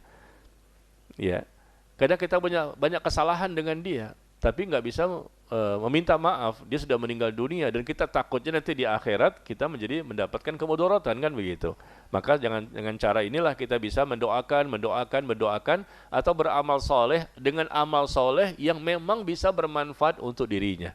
Dan dia saat ini sudah berada di alam kubur, akan merasakan manfaat yang kita berikan. Dengan doa sampai dia mendapatkan manfaat, dengan amal soleh sampai dia mendapatkan manfaat. Nah, ketika dia mendapatkan manfaat, dia akan bertanya dengan sebab apakah aku mendapatkan seperti ini? Ada doa dari si fulan, ada amal soleh dari si fulan untukmu. Maka akhirnya awalnya mungkin kan dia kesal, dia akan minta dihisap, ditegakkan ya, kisos nanti pada hari kiamat. Akhirnya orang itu mau memaafkan kita nanti di akhirat. Karena kita sering mendoakan dia dan beramal soleh untuk dia yang sampai semuanya sehingga dia merasa bahagia di alam kuburnya. Ya, mungkin begitu Pak caranya ya. Allahu a'lam bishawab. Ya. Assalamualaikum warahmatullahi. Kita sudah bertobat, sudah mohon ampun, sudah berusaha menjadi orang baik, beramal soleh. Ya. Ada nggak suatu tanda atau indikator bahwa Allah tuh mengampuni kita?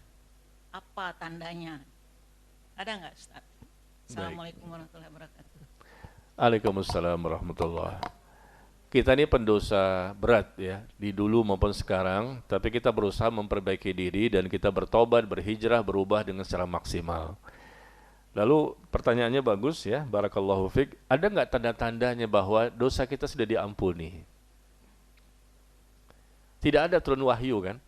Kalau Rasul minta ampun, turun wahyu. Para sahabat minta ampun, turun wahyu. Taubat mereka diterima. Tapi kalau kita taubat kita diterima apa enggak, kita enggak tahu. Tapi paling tidak ada tanda-tanda yang disebutkan oleh para ulama. Tanda-tanda diterimanya taubat ada beberapa. Ya. Nah, kalau ibu pengen tahu dengan tulisan ya, lebih baik taubat ya, tanda-tanda taubat diterima oleh Allah ada beberapa, tapi saya juga akan berikan tulisan supaya Bapak dan Ibu insya Allah lebih mudah memahaminya, dan tulisan ini juga bisa dibaca kembali di rumah. Dan saya akan posting ya di Telegram saya. Silakan lihat di Telegram. Punya Telegram nggak Bu? Tapi setelah kajian saya hapus ya. Ini kan cuma untuk menjawab pertanyaan saja.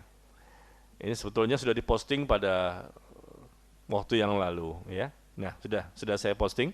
Silakan mari kita baca. Di Telegram saya, Telegram Najmi Umar Bakar. Di sini saya sebutkan tanda-tanda taubat diterima, berarti dosa kita diampuni. Nah, Allah menerima taubat dari hambanya dan memaafkan kesalahan-kesalahan hambanya. Di antara tanda-tanda taubat diterima yang menunjukkan bahwa hamba tersebut diampuni, pertama, semakin cinta kepada kebaikan dan ketaatan. Orang itu terlihat semakin cinta kepada kebaikan dan ketaatan yang tentunya sesuai dengan syariat, Quran dan Sunnah. Semakin cinta dia. Dulu nggak suka dengan amal soleh, sekarang suka banget dengan amal soleh. Apapun, yang wajib maupun yang sunnah, dia suka. Yang wajib dia kerjakan semua, yang sunnah-sunnah, dia berusaha maksimal untuk memperbanyaknya. Semakin suka dan cinta dengan kebaikan dan ketaatan. Nah, ini tanda pertama ya, mudah-mudahan orang itu diampuni dosanya. Kenapa? Kalau diampuni dosanya Bu, diterima taubatnya, otomatis dia akan semakin lebih baik. Itu tanda-tandanya.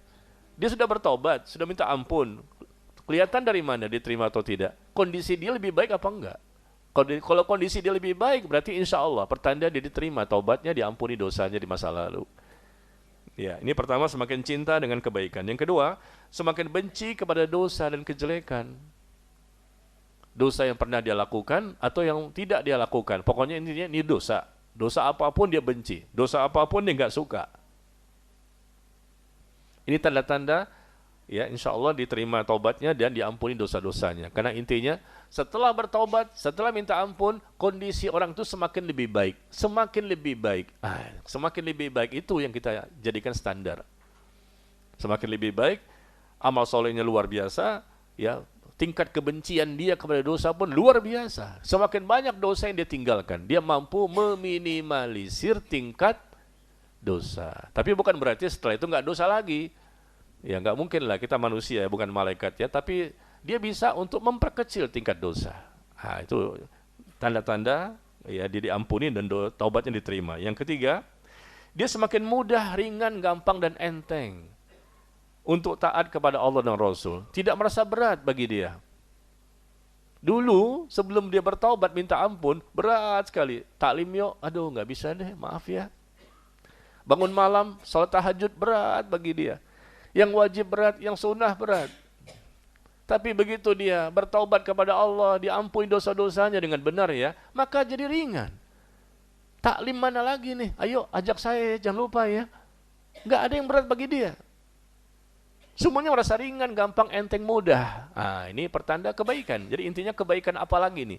Setelah dia taubat dan minta ampun, ada kebaikan-kebaikan banyak yang dia peroleh. Berikutnya, dia semakin mudah menjauhi dosa dan kemaksiatan. Dulunya sulit loh menjauhi dosa itu. Sekarang makin mudah. Kecil bagi dia menjauhi dosa itu. Padahal dosa ini nih paling dia sukai zaman dulu. Ya, paling dia sukai, bertahun-tahun dia menyukai dosa ini. Tapi sekarang dia benci dengan dosa itu dan mudah juga, ringan nggak bagi dia untuk meninggalkan dosa itu. Nah, ini pertanda ya, insya Allah kebaikan.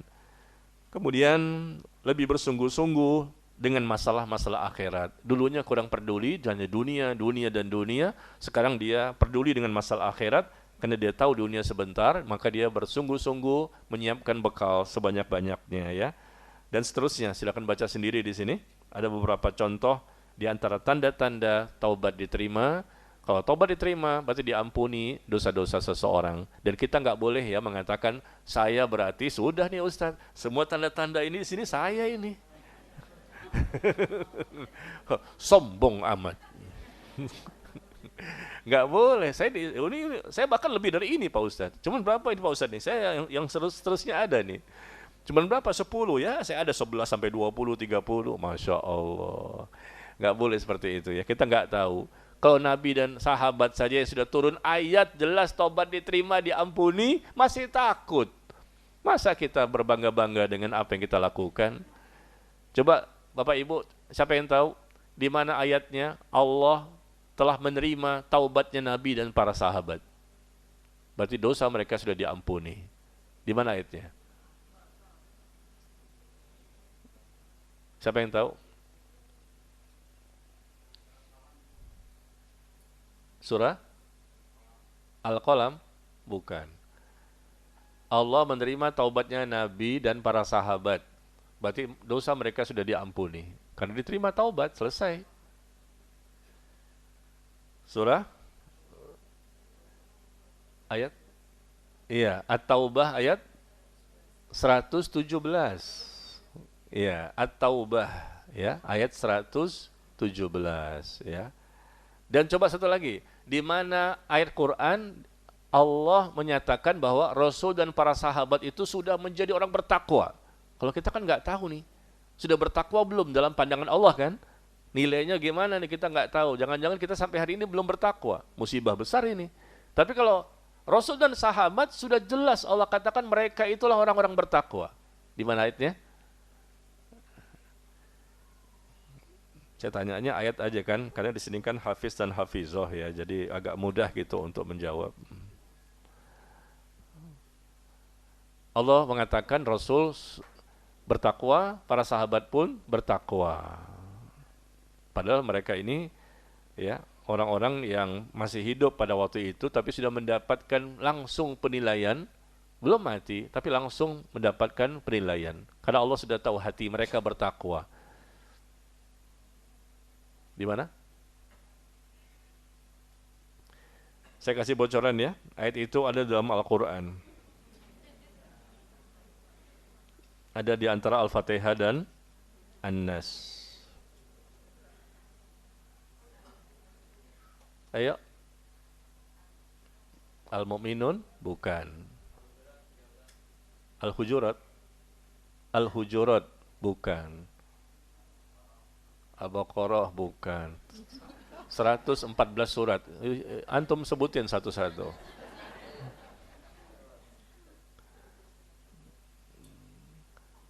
Surah?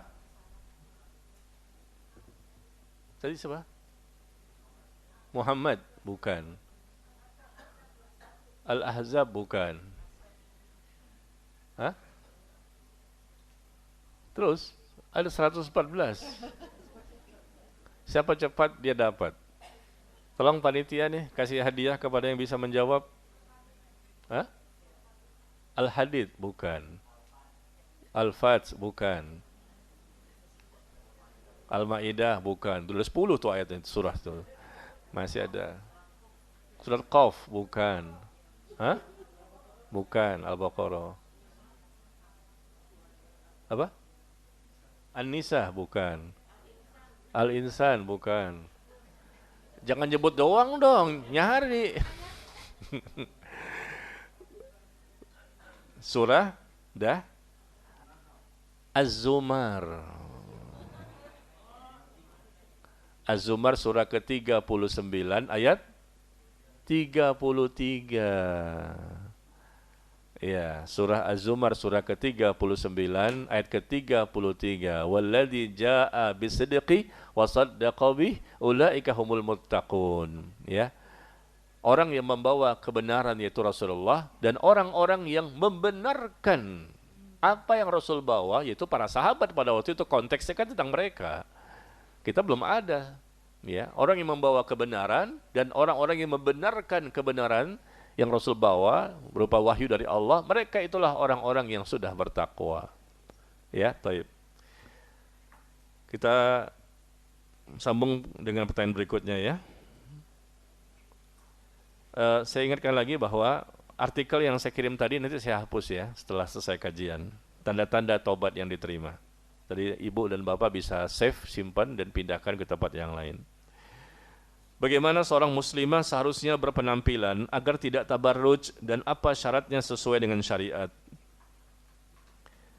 Bagaimana seorang muslimah seharusnya berpenampilan agar tidak bertabarruj? Ya tentunya yang pertama, ya ini ibu-ibu yang bertanya ini, berarti dia harus menutupi auratnya. Ini kan masalah penampilan ya.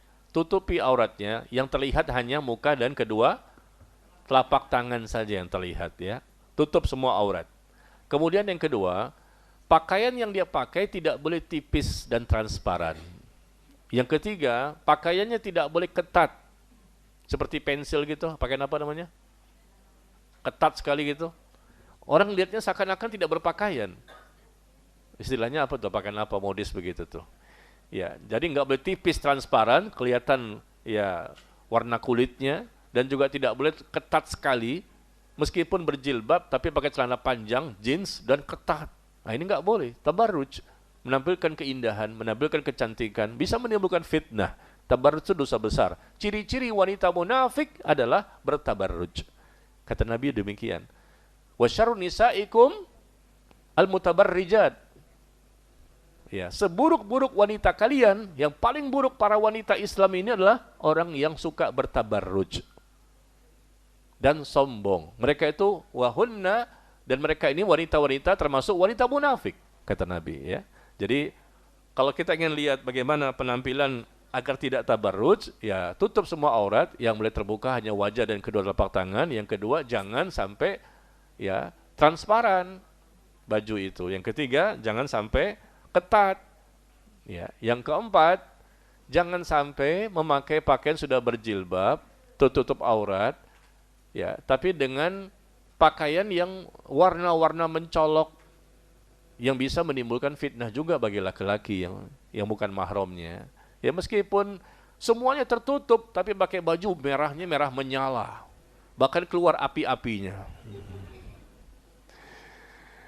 Iya, laki-laki manapun akan tergoda begitu. Wah, merah dia, kuningnya menyala, merahnya menyala. Ya nggak boleh lah. Tertutupnya aurat itu kan demi dalam rangka untuk menjaga, jangan sampai menimbulkan fitnah. Warnanya juga harus dilihat, ya. Jangan sampai warna-warna terlalu mencolok banget. Dan yang berikutnya, jangan terlalu modis. Ya, terlalu modis dengan model-model yang bisa menimbulkan fitnah. Tutup saja, jangan dengan modis-modis, model-model gitu kan, dimodelin gitu. Contohnya apa? Pakai tutup kepala, kerudung, dicekek lehernya. Ada begitu kan? Ya, bukannya tutup kerudung sampai ke dada sini loh. Ya, tapi cukup sampai di sini saja, sehingga bagian ke sini nggak ketutup. Ya, jadi pakai tutup kerudung, tapi sampai ke leher. diikat gitu kan, jadi modis, jadi model. Nah, itu namanya jilbab sakaratul maut. Jilbab sakaratul maut. Karena sampai di leher doang, ditarik sama suaminya kecekek, mati dia. Ya, jadi dari sisi warnanya, dari sisi modelnya, ya, dengan bordir-bordirnya segala macam, ya. Berikutnya, tidak tabarruj dari sisi pakaian penampilan, yaitu jangan dijadikan, meskipun sudah tertutup nih ya, kita bicara sudah tertutup, tapi jangan dijadikan untuk pamer-pamer. Ditampilkan dari sosial medianya. Ya Allah, semuanya tertutup. Tapi dia cantik, matanya aja bisa ganti-ganti warnanya itu. Pakai apa? Softland ya. Kadang biru, kadang hijau, kadang merah. Kok bisa berubah-ubah warnanya? Dia cantik, meskipun tertutup semuanya, tapi bukan tujuannya untuk dipamerkan, diperlihatkan, dipertontonkan. Anda berdosa. Itu namanya tabarruj. Wanita yang dikatakan Rasul, wanita munafik, sejelek-jeleknya wanita. Sudah tertutup, tapi bukan tertutup boleh untuk dipamerkan sembarangan. Meskipun sudah tertutup, tapi bukan berarti dipertontonkan. Bukan, tertutup itu disembunyikan juga. Tapi kalau ketemu juga, insya Allah lebih aman. Nah ini salah kaprah nih, kadang-kadang ada para wanita yang merasa dia sudah tertutup, berarti dia boleh pamer-pamer ke siapapun. Terutama di sosial media saat ini yang paling banyak. Dengan jilbabnya, dengan cadarnya, dia berjalanlah segala macam. Karena saya pernah lihat. Ya, kenapa Ustaz lihat? Karena kita pernah buka Instagram, terlihat seperti itu ya. Nauzubillah min dzalik. Kemudian dari sisi apa Bu? Make up-nya juga ya.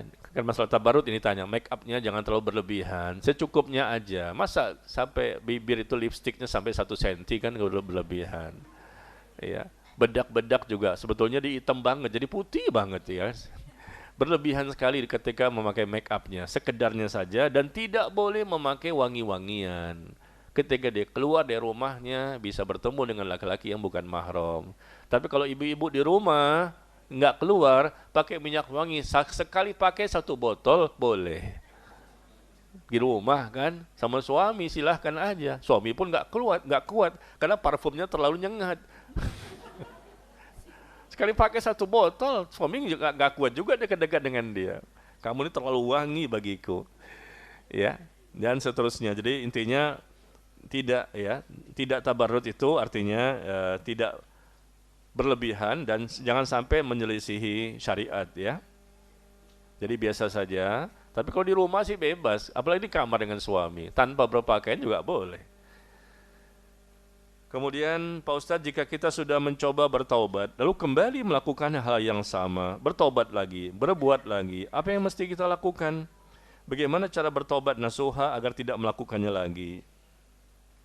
Ya begitulah kita, termasuk saya. Kenapa? Karena kita bukan malaikat, sudah bertaubat, ada lagi keinginan atau memang sudah terjadi berbuat dosa. Cuma saya katakan tadi, kalau taubatnya taubat nasuha, insya Allah kalaupun berdosa lagi cuma dosa kecil. Dan semakin hari semakin sedikit. Itu tanda yang diterima. Taubat nasuha. Sekali lagi, setelah bertobat bukan berarti tidak akan bisa lagi berbuat dosa. Kalau seperti itu berarti Anda malaikat. Ya, bisa saja kita berdosa lagi. Cuma karena taubatnya benar, taubatnya nasuha, maka setelah itu cuma dosa kecil saja, bukan lagi dosa besar. Dan dosa kecil ini pun semakin hari semakin sedikit. Itulah tingkat taubat nasuha yang terbaik. Paham Bu? Bapak? Ya, itulah taubat nasuha yang terbaik. Bukan berarti setelahnya nggak berbuat dosa lagi, tapi semakin hari semakin sedikit dosanya, ya. Dan kemudian kalaupun ada dosa, cuma dosa kecil saja. Semua dosa besar yang berjumlah 100 bisa dia jauhi semuanya. Ringan bagi dia, gampang bagi dia. Tapi kalau dosa kecil, ya namanya mungkin tergelincir, miskomunikasi, salah informasi, salah persepsi, atau gimana lah mungkin ya, sehingga dia bisa saja mengalaminya. Tapi dengan taubatnya semakin hari semakin berkualitas, akhirnya dosa kecil pun semakin hari semakin sedikit.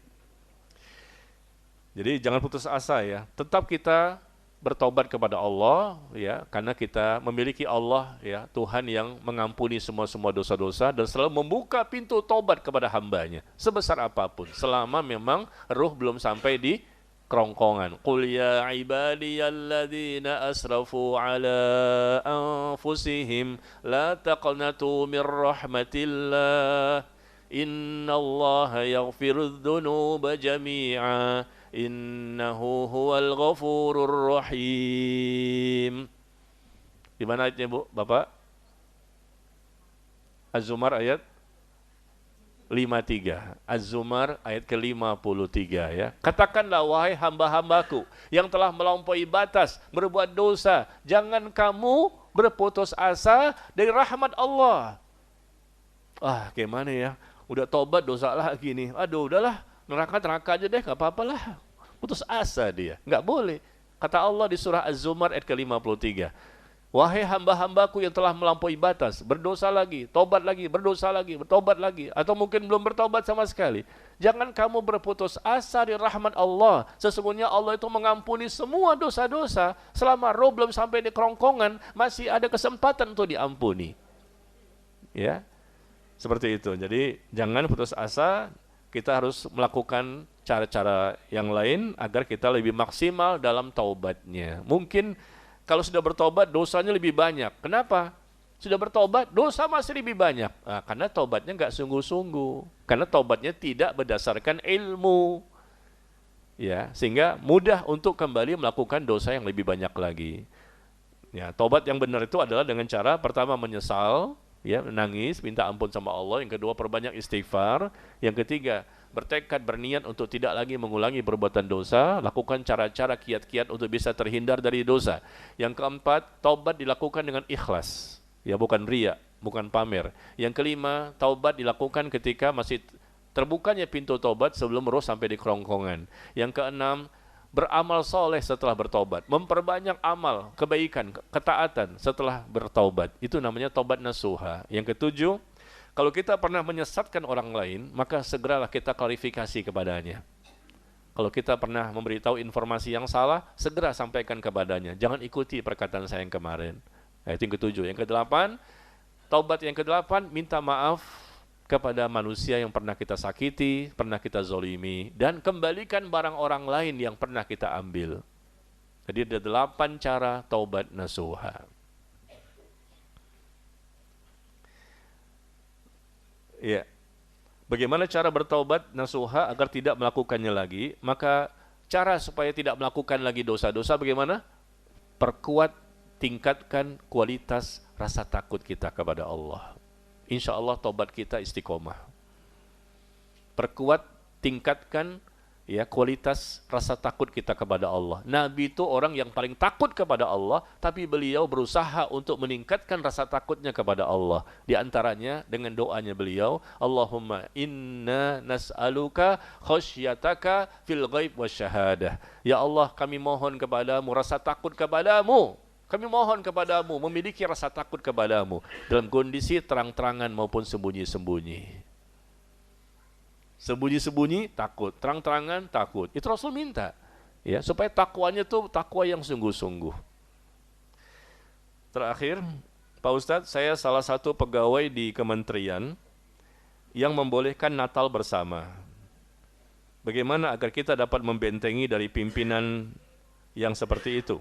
Apakah pegawai atau guru yang berada di kementerian tersebut bisa terkena imbasnya? Mungkin pimpinan menyuruh untuk Natal bersama, di mana saja sebetulnya, apakah kementerian, perusahaan swasta, di mana saja, ya. Tapi bawahannya ini, si pegawai tidak boleh mengikutinya. Mengucapkan selamat Natal tidak boleh, ya. Apalagi Natal bersama, berarti ikut mensukseskan, ikut membenarkan, ikut memeriahkan. Allah murka ini, marah ini. Hampir-hampir langit itu pecah, bumi itu terbelah, dan gunung itu hancur, gara-gara kalian mengatakan Allah punya anak. Bayangkan itu Bapak Ibu. Ekspresi rasa marahnya Allah itu memang nggak terjadi. Nggak terjadi langit itu pecah. Nanti pecahnya ketika hari kiamat. Tapi Allah menunjukkan ekspresi bagaimana marahnya. Bukan lagi banjir di Aceh, Sumatera Barat, dan Lampung, ya, atau yang lain-lainnya. Langit pecah, hancur dunia ini. Itu ancaman Allah. Ekspresi marahnya, hampir-hampir langit itu pecah, bumi terbelah, dan gunung hancur. Gara-gara kalian mengatakan Allah punya anak. Anak itu pun dirayakan lahirnya. Tanggal 25 Desember. Dan ikut membenarkan, ikut mensukseskan, ikut memeriahkan, ikut kontribusi. Bahkan nyanyi-nyanyi juga bersama. Ya Allah. Itu silakan baca ya di surah Maryam. Surah Maryam, surah ke-19, ayat yang saya sebutkan tadi. Takadus samawat yafatarna minhu wa tanshaqqul ardu. Ya, hampir-hampir langit itu pecah. Surah Maryam, surah ke-19, ayat ke-88, 89, 90, 91, 92. Ya, 5 ayat di situ. Allah marah ketika ada hambanya yang mengatakan Allah punya anak. Kalau mereka mengatakan demikian, silakan, itu hak mereka, itu agama mereka. Tapi kita jangan ikut-ikutan, karena kita punya prinsip dalam akidah, lakum dinukum waliyadin. Jadi pertanyaannya, bagaimana agar kita dapat membentengi? Maka perkuat akidah, perkuat ilmu tentang masalah ini, perkuat keyakinan tentang agama kita, bahwa kita berbeda dengan mereka dan tidak boleh ikut serta dalam ritual mereka, ibadah mereka, ya, dan apapun yang memang menjadi identitas agama mereka. Hati-hati, ini dosa besar loh, dosa kufur. Meninggalkan sholat itu dosa besar, berzina dosa besar, meninggalkan puasa Ramadan dosa besar. Tapi ini adalah perbuatan kufur yang bisa membatalkan keimanan. Hati-hati, Anda murtad tanpa disadari. Karena ikut membesarkan, ikut kontribusi, ya, sesuatu acara yang memang sudah Allah katakan itu mungkar. Laqad ji'tum syai'an idda. Sungguh kamu telah melakukan suatu perkara yang sangat mungkar, sangat jelek, kata Allah. Kok berani-beraninya mengajak orang melakukan hal seperti itu? Ya, Anda bertanggung jawab dengan bukan satu orang, seluruh muslim di Indonesia. Karena dia petingginya, dia menterinya. Ya, misalnya seperti itu. Atau di mana saja, maka tidak boleh ya mengikutinya. Mohon maaf, sampaikan kepada mereka. Tapi kalau Anda tidak ikut serta SP3, gimana itu? Anda diberhentikan karena Anda tidak mau Natal bersama. Kita katakan kepada mereka, Anda bukan Tuhan saya. Tuhan saya Allah.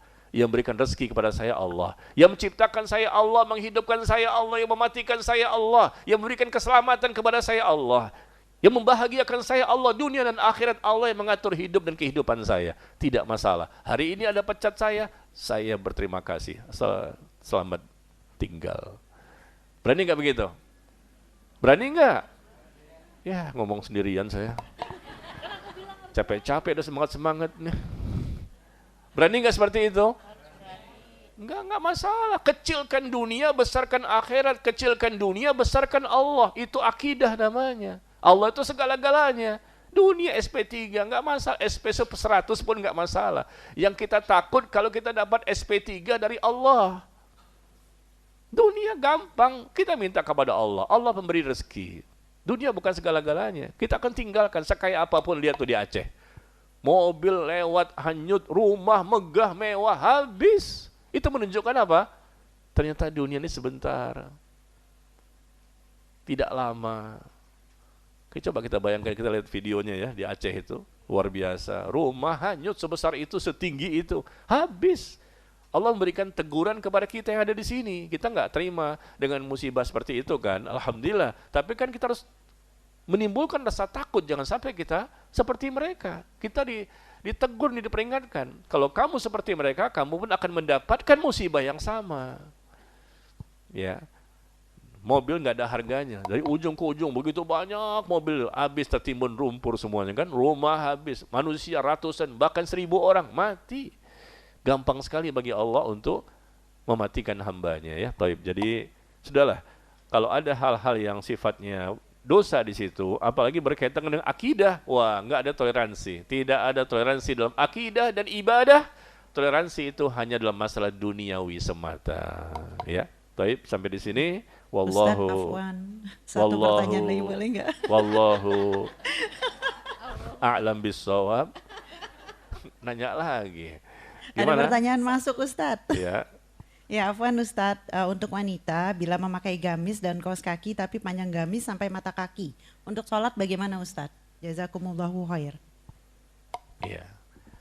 Wanita memakai baju gamis panjang ya, sampai mata kaki. Setelah itu disambung dengan kaos kaki. Ya nggak masalah sebetulnya, ya. Yang penting kan tertutup semuanya. Ya, tidak mesti dengan gamisnya itu harus tertutup semua kakinya, sampai nggak kelihatan dia ada kaki apa enggak ya. Nggak mesti seperti itu. Tapi kalau dia mau seperti itu juga nggak masalah. Tapi kalau dia sampai mata kaki saja kan sisanya lebihnya sedikit tuh. Nah, sisanya sedikit yang belum tertutup dia pakai kaos kaki. Jangan pakai kaos kaki yang transparan. Ada juga kan? Udah nggak boleh transparan bajunya nggak transparan bagus. Kaos kakinya. Bukankah kaki itu termasuk aurat? Maka kaos kaki jangan yang transparan. Kaos kaki biasa saja, yang penting bisa menutupi aurat secara keseluruhan. Ya. Dan ketika dia sholat pun boleh dengan kaos kaki tadi. Yang penting dia harus yakin bahwa ketika sholat jangan sampai ada yang terbuka. Mungkin pada waktu dia ruku, maka terlihatlah aurat bagian kakinya misalnya. Karena kaos kakinya pendek. Nah ini yang saya perhatikan pernah nih, saya lihat bukan sengaja ya. Ada ibu-ibu pakai jubah bagus, ya ketika sholat dia pakai kaos kaki juga. Tapi kaos kakinya pendek banget. Sehingga ketika dia ruku atau dia sujud, terlihat kakinya itu. Tanpa dia sadari, laki-laki lewat, kelihatan kakinya itu ketika dia sujud. Makanya upayakan kalaupun jubahnya sampai mata kaki, kaos kakinya agak panjang sampai ke betis ya. Ya, jaga-jaga jangan sampai nanti terbuka auratnya ketika dia ruku ataupun sujud. Demikian. Ada lagi? Wallahu, ada lagi nih. Wallahu. Silakan Pak. Tuh Bapak tuh nanya. Jadi kalau saya nggak kasih kan nggak adil kan? Ini terakhir deh. Silakan Pak.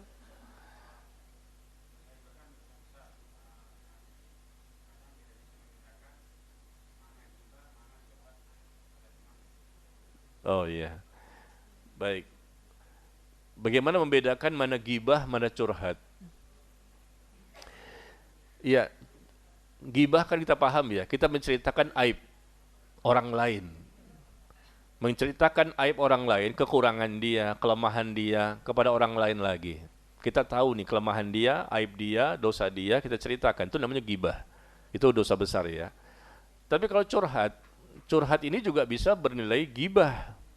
Ketika memang curhatnya berkaitan dengan orang lain. Misal contoh, istri menceritakan tentang suaminya, kan curhat. Suami saya begini, itu kan curhat. Nah, itu gibah juga, menceritakan aibnya, kesalahannya suami kepada orang lain. Tapi gibah terbagi dua. Ada gibah yang haram, ada gibah yang tidak haram. Ya. Nah, kalau gibah yang tidak haram itu maksudnya curhat tadi yang memang dibutuhkan terpaksa darurat demi kebaikan dan kemaslahatan. Itu gibah kan, menceritakan suami. Ini kan contoh suami ibu ya. Kenapa saya ceritakan ibu gitu loh? Karena yang suka curhat itu biasanya ibu-ibu tentang suaminya. Meskipun suami juga pernah curhat tentang istrinya, ada. Tapi sepertinya survei membuktikan istri yang lebih banyak curhat tentang suami. Nah, ketika si istri tadi curhat kepada seseorang yang memang dia perkirakan bisa memberikan solusi dan bisa menyimpan rahasia, maka boleh. Ya, gibah yang tidak terlarang di situ. Dia cerita sama saya misalnya, Pak Ustadz gimana ya, saya punya suami begini, dia WA, atau mungkin telepon, atau mungkin pas ketemu, gimana sih solusinya? Itu kan gibah, curhat. Tapi karena curhat ini, gibah ini berkaitan dengan sesuatu kemaslahatan, kebaikan, maka diperbolehkan. Ya, supaya dia mendapatkan jalan keluar. Yang penting sayanya tidak boleh lagi cerita sama orang lain. Nah, kalau saya sebarkan ke yang lain, maka saya sebagai penggibah yang dosa. Dia cerita kepada saya tidak berdosa, karena memang dia butuh sangat gitu, dan dia pun nggak cerita kemana-mana, hanya ke saya saja. Itu boleh, ya. Ceritakan tentang suaminya, dan saya memberikan solusi, dan kemudian saya pun harus menyimpan rahasia, apabila memang dibutuhkan. Contoh begini, yang boleh lagi, ada saksi di pengadilan, ada hakim, ada jaksa di pengadilan, ada pengacara, ada saksi. Tolong Bapak yang menjadi saksi, ceritakan semuanya. Pak Hakim, ini gibah nih. Kata Pak Hakim, boleh kamu cerita. Karena ini butuh supaya bisa mengungkapkan kebenaran. Ghibah itu ada yang haram, ada yang tidak haram. Nah, kamu ceritakan semuanya. Yang kamu lihat, yang kamu dengar, kamu tidak berdosa. Yang penting kamu jujur. Nah, pada waktu itu boleh. Maka diceritalah, sebetulnya gini Pak Hakim, saya begini pernah melihat, saya pernah mendengar, dia tuh begini, begini, begini. Asalkan benar ya, ada bukti dan saksi. Seperti itu bukan ghibah yang terlarang. Atau contoh lagi yang ketiga, misalnya di perumahan kita ini ada narkoba. Ada orang yang mengedarkan narkoba. Kita tahu, namanya Bapak Budi misalnya. Ini contoh ya, mohon maaf nih, ada Pak Budi nggak di sini? Pak Budi ini mengedarkan narkoba di perumahan kita. Lalu kita laporkan Pak Budi ke polisi. Ini kan ghibah namanya. Menceritakan Pak Budi ke polisi. Ghibah nggak? Ghibah, karena menceritakan aib dia, kesalahan dia. Tapi ghibah yang memang boleh. Karena untuk kebutuhan, untuk kemaslahatan, untuk kebaikan. Maka begitu sampai di polisi, tanya, ada apa Pak? Maaf Pak ya, ini ghibah nih Pak. Jadi masalahnya apa? Mohon maaf Pak, saya nggak bisa menceritakan nih. Kalau nggak bisa menceritakan, pulang aja. Kenapa ke polisi? Nah, ketika ke polisi kita boleh menceritakan karena ada kebutuhan. Nah, seperti itulah. Jadi ada gibah-gibah yang ya diperbolehkan, termasuk curhat tadi apabila memang dibutuhkan. Tapi jangan curhatnya senasional. Ya, masukkan ke status WhatsApp, curhat di situ status WhatsApp. Ya, curhatnya di sosial media, di Instagramnya, apa di sosial media yang lain. Itu nggak boleh, haram, dosa besar ya. Tapi kalau dia curhatnya cuma kepada orang tertentu yang memang dia bisa yakin nih bahwa dia punya ilmu, bisa menyelesaikan masalah, bisa memberikan solusi dan bisa menyimpan rahasia, maka itu ghibah yang tidak terlarang. Demikian. Wallahu a'lam bis-shawab. Wa sallallahu ala nabiyyina Muhammad walhamdulillahirabbil alamin. Subhanakallahumma wa bihamdika asyhadu an la ilaha illa anta astaghfiruka wa atubu ilaik. Wassalamualaikum warahmatullahi wabarakatuh.